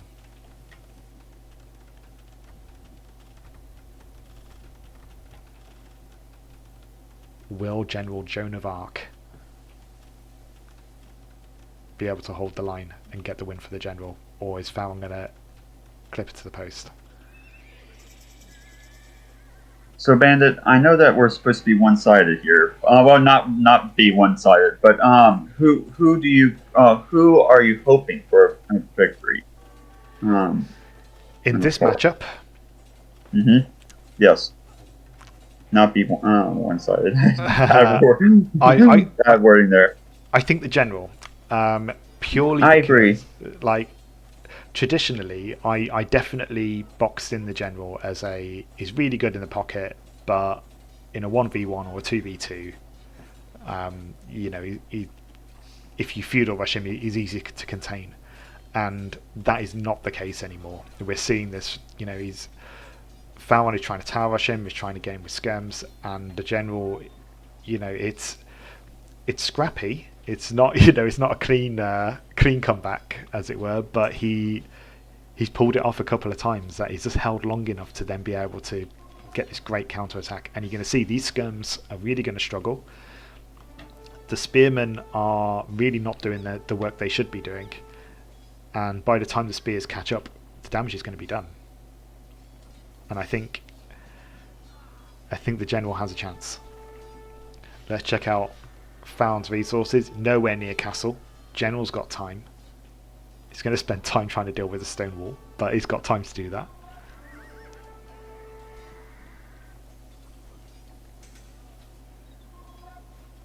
But I don't know about you, MrElephant, but I think what I love about the General, it's an AI that I've seen, before I started scripted, I've seen in AI scripting community tournaments, and I know it's gone through a couple of iterations, but Leif still works on it, and it's always getting better. And I think I love to see that kind of thing rewarded, with with wins against opponents who may have lost against before. Yeah. As we know, Leif has been a scripter from at least, I think, 2010-ish. So, he's been around the community for a long time, and he had two different versions of the General inside the tournament. He had his original The General, which was made a long time ago at this point, probably around 10 years ago. And then he has his current version of The General, which is on screen right now. So, even this version is even this version of the General has gone through many different updates with the DUC. Like he used to not even make he didn't use knights in the same way that he uses knights currently, and the DUC that he controls his knights and uses them in group attacks like that. So he's definitely been working hard on it, and I respect him as a scripter. I mean, he's always been there to answer questions, and and he's a very gifted scripter. And just an all-round nice guy. I mean, both Leif and Esty, Mm-hmm. they've both been super helpful in the scripting community. Leif obviously always maintains the scripting encyclopedia that I use pretty much Mm-hmm. daily, and Yeah, Esty's been great, me too. for running tournaments, and I know he's also been helping out other scripters. Manko, Yep. I think, has had some help from him, and Yeah, both of these scripters do a lot to help out other scripters around the community. So right now, SC might be taking a break, but maybe sometime soon he may return. Who knows? this attack is But, perfectly timed by Leif. I say perfectly timed. It's late, but he he hasn't left it too late yet. Maybe he's going to try and avoid those spears. Is he going to do enough? But he's doing villager damage just before Found gets to Castle Age, and if he'd have left it longer, that would have been a nail in the coffin, I think, um, for the general. You can see he's about to get Pike. Is he going to be able to take out some of these spearmen before that upgrades get through? Again, Pharaon just being unlucky with those upgrade times, and General capitalising on that. Though Leif, we say, you General's had a load of improvements, but I do just want to go back to this. For points of improvement. uh, that wall, I think, has. I feel like the General probably could have won this already, had he not been distracted by that wall. yeah, The wall will go maybe down not. eventually, but maybe after researching arson. Or yeah, the change the focus there of the units to Gen- avoid contact with the wall, or turn off wall targeting mode maybe. yeah, the the General is still ahead in terms of villager numbers. Pharaon is definitely investing more in military. It's getting the Bodkin Arrow now, Bodkin Arrow upgrade, which is going to help against these pikes. Um, I think the General is going to start racing ahead in the lead with villagers, but it's going to need to have enough of military to deflect this attack that will come from Pharaon coming now. So here's something good about. There's a lot of things that are going bad for it, but he does have a military stockpile for when he gets attacked here. So Yeah, he does have some military. They weren't killed individually or whatever inside the enemy's base. They're going to come rushing out here and going and right and a couple of for those them. pikes going under the TC, I think, has been a big help. Though we're not dealing with skirmishers anymore, we're dealing with crossbows, and they, with enough micro, may be able to start taking these knights out. Yeah, it looks like they're doing some damage, but it looks like the knights are starting to clean up some of them here. But it'll be kind of tricky to see who will be the winner. I'd be afraid of pushing any farther with those knights. It looks like they're being punished. Yeah, and this is what the General does, right? Um, he missed out an opportunity. He's taken this fight. He's taken the fight in the right way. He's preserved his, some units. But if we look Hmm. at the villager difference, he's been getting villagers on a couple of TCs behind that. So from a military standing, he's not gained any ground, but his eco is now stronger. He's kind of doing the pro me boom. Yeah, although I think probably is a bit. I mean, I'm thinking of Arena Tournament where he went 5 TC and Yeah, just waited while Barbarian approached him. Promi's got the best boom, but I was just yeah, Promi reference, I guess. Yeah, the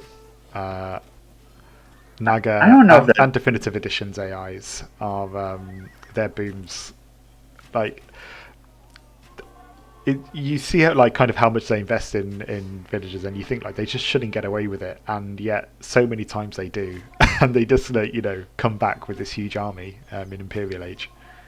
I'm starting to become a little bit afraid for the general here because those crossbows are becoming a little bit truly worrisome here, and soon they're going to have too many numbers to to get out of here with any individual units that you're going to be throwing at them. I think it's time to make skirmishers, and the time is now. I don't think it will make skirmishers, but a castle would be lovely. Just to hold him off while he goes to Imp. Well, he just lost all his stones, so where'd that go? Has he built it back? Oh, it is going there. So that may help. That may just be in range. Because although this army is here, it's not doing any damage to the eco. It's distracted by the TC. And again, I'm afraid that army's going to go right, and then they'll completely avoid that castle. But we'll have to see. They'll sit under TC fire while being attacked by knights. And the skirmishes are coming through. You were right on that. There is a ram. The villagers going for the ram. Mm-hmm. And actually, this now looks dangerous. Yeah, those skirmishers are going in one by one. It might be time to research elite skirmisher if he has gold and garrison them. Doesn't have the wood for it. Still, I would be maybe garrisoning. As he approaches this area, the castle will then start doing work, and as he approaches the town, the villagers will start leaning into the battering rams, I think. What is the range on that castle? Can you click on it and see 9. Where? 9. Okay. Does the general have any ram defense on it, or has he not included that yet? Doesn't look like he has ram villager defense yet. Oh, this could be a problem. Though actually, he just needs one knight to defend, doesn't he, really? Yeah. Or implement Bandit's petard. Petard DE. But he's gone Imp. That's what he's going for. Oh, and some great shots on these crossbows. And the knight's getting in just in time. Oh, General, you're so lucky. You're so lucky.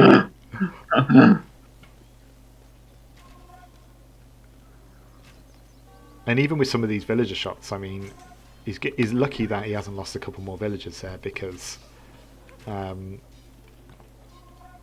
think, again, other AIs, they would have one-shotted those villagers easily.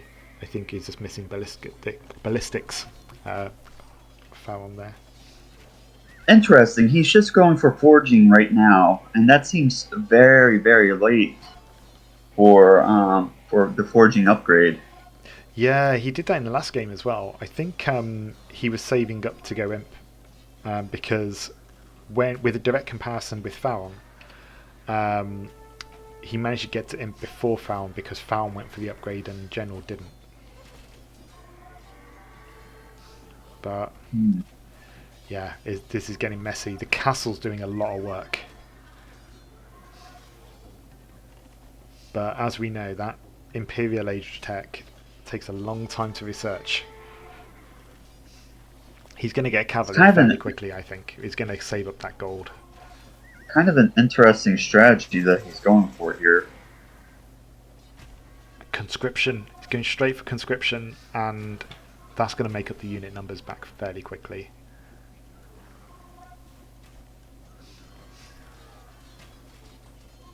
And yeah, as soon as those knights get close, the castle just takes them out. Has he researched pikemen? Oh yes, I see that he's researched pikemen. Yeah. He's switching out to them now.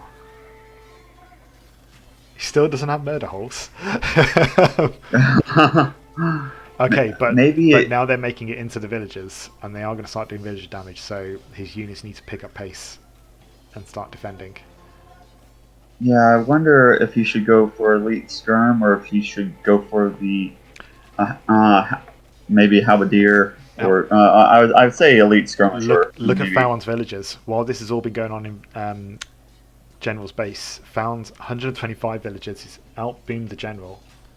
He's about to go Imperial Age, or about to click up, I should say. It is saving up for that. He's getting all his upgrades for the Knights. So we're back at this situation where the General is going to have a window very shortly. It's at Imperial Age. It hasn't got Cavalier yet. It hasn't even got the second attack upgrade. Here's something else that they haven't done. None of them have collected the relics. I see that the general is going for a monk right there. He must be starting to want to go for those relics that are placed on the ground. I saw him create a couple of monks. Yeah. But that seems pretty late for both of these AIs to be going for that. This stuff. is a nice camp for the General. Better hope it stays out of sight. Okay, and I think the castle might go down to this round. No murder holes still. Weird how the villagers haven't repaired that castle. I don't think they do by default. I think you have to set a strategic number for it. Is this pikeman going to get it in time? No. The pikemen won't. Don't think it will. Oh, I think he's going to lose a castle. he's Oh, he's the Pharaon Axeman! The Pharaon Axeman might just do it! Oh, General, desperate. why are you doing this? Why are you doing this? Cavalier is about to be researched. But he's got 8 units. Compared to Esty 60. Though a lot of those units will go quite quickly to the castle if they go in range. Castle's about to go down. All he has to do is hit it one time, and the whole thing crumbles. We've got monk conversions happening. The General has gone back up with villager numbers now. They're pretty tied on that. Pharaon is going for Imperial. It's weird to think that Pharaon is doing this with the Castle Age army. Oh, there goes the castle. The castle will go down at this point, surely. Yeah. Yeah, there goes the castle. I saw that the general is going for gold mining, so he's trying to work on his economy again. And when he lost his castle, he lost some housing headroom there, so he's going to have to build some more houses to make up for the difference. It's looking... That may be lucky. That may have given him... That housing headroom issue may have given him the resources just to get another cavalry upgrade. Which is what he needs right now. He needs to be out using that tech advantage while Pharaon's researching Imp. Otherwise, Pharaon is going to come back with that army upgraded. He needs to be taking out these units while he can. He is getting stone as well.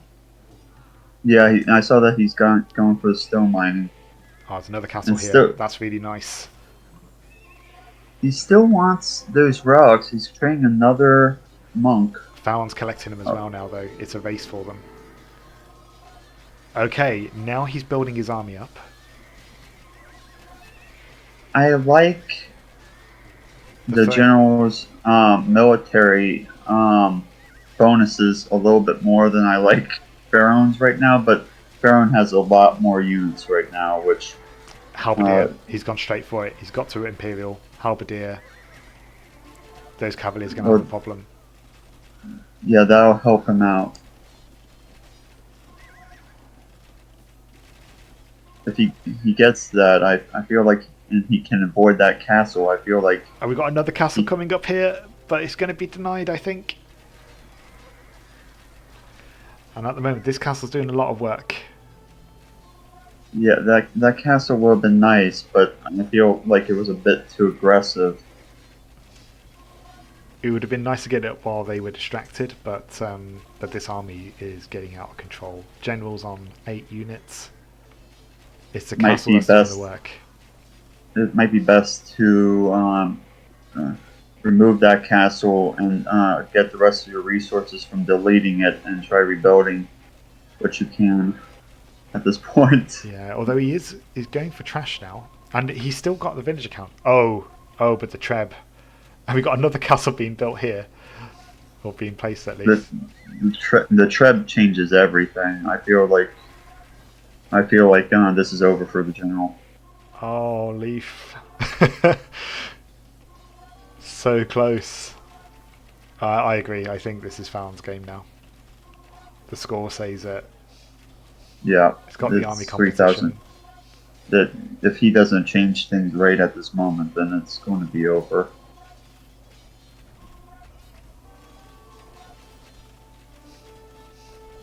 I mean, if you're the general now, what do you do? Like, what are I you think against? maybe You got pump. paladins coming. You've got hand cannoneers on the way. There's no answer to that. Can you pump trash inside the maybe the back of the base, maybe, and through? It's just denying the inevitable at this point, probably. Yeah, because the Trebs take down the castles. I mean, Trash will have a hard time with that number of paladins anyway, but then supported by hand cannoneers. hmm I Suddenly feel like tanks are redundant. I feel like the general should have gone for halberdiers maybe rather than get that elite scrum up maybe a little bit earlier, and that would have helped him inside this fight. I'm going to go back to it. This wall. This wall saved Pharaon. This wall is the reason Pharaon has made it to the next stage. Had those Yeah, knights not been distracted, he would have been taken yeah, out before he got too big.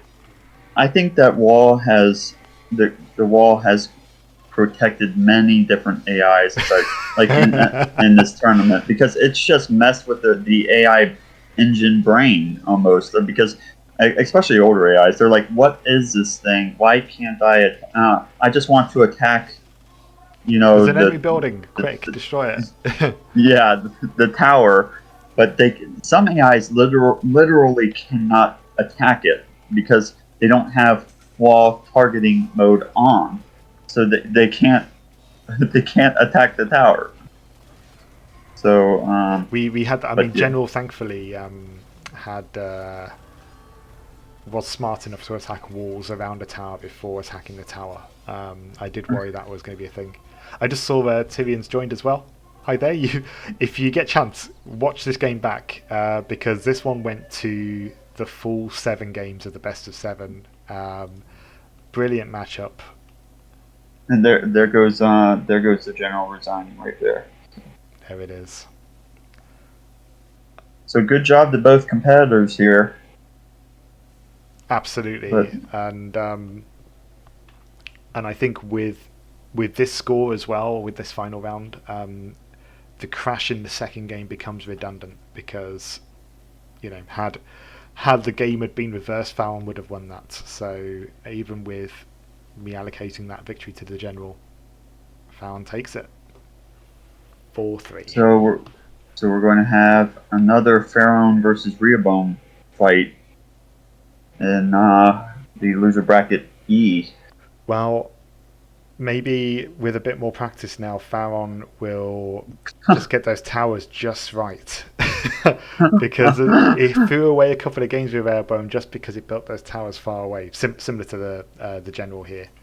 But yeah, I mean, the Night Panda with Airborne, the defense against towers was absolutely brilliant. Like, just so subtle, but I imagine really hard to script. Mm-hmm. Yeah, I agree. It's definitely Pharaon will definitely need some luck to win the game, but hopefully we'll have some interesting matches, and maybe we can see what happens tomorrow. Yeah, and in the meantime, I'll show the stats first, but I will make a move shortly because I definitely told my wife that I'd be streaming for about 2 hours, and it's nearly 4. So we'll see how that Yeah. goes down. But Sorry for holding you no, over. it's been a great game, and yeah, glad to be there for that one. I imagined the other game that you did. I was expecting that to be a bit more one-sided, just because that game had happened previously. Hmm. But Let's give you the easier set tomorrow, and I can have the longer set. How about that? But tomorrow's, I guess we can do the Shadow versus Immortal even tomorrow. That's one that we should probably do together, probably. yeah, though I will message you just outside of that, because ideally, if we can, it'd be great to try and set the timings up. I know the Maximal being said he didn't want to go on voice, but if he Yeah, would like yeah. to be there on chat. So if we can get the times to work, combine US, UK, and Australian time, I'm sure that'd be easy enough to do, Ooh. right? I don't think. Yeah, that's going to be a little bit tricky. I would think that the Maximal Being would definitely want to be there for the grand finale. The winners bracket. You're assuming the final... that he'll be there, right? I mean, yeah, that's I'm voting true. for a Shadow 1v1, 2v2 victories, and that's true. Okay, we're counting chicken. We're counting chickens here. We shouldn't. So yeah. But anyways, great games here today, and thanks for having me on and casting with you. Yeah, thanks for joining, and thank you for anyone here who sat through the entirety of that. It was an absolute marathon. Well done. I hope you enjoyed it, and yeah, we'll see you for the next one. Take care. Take care.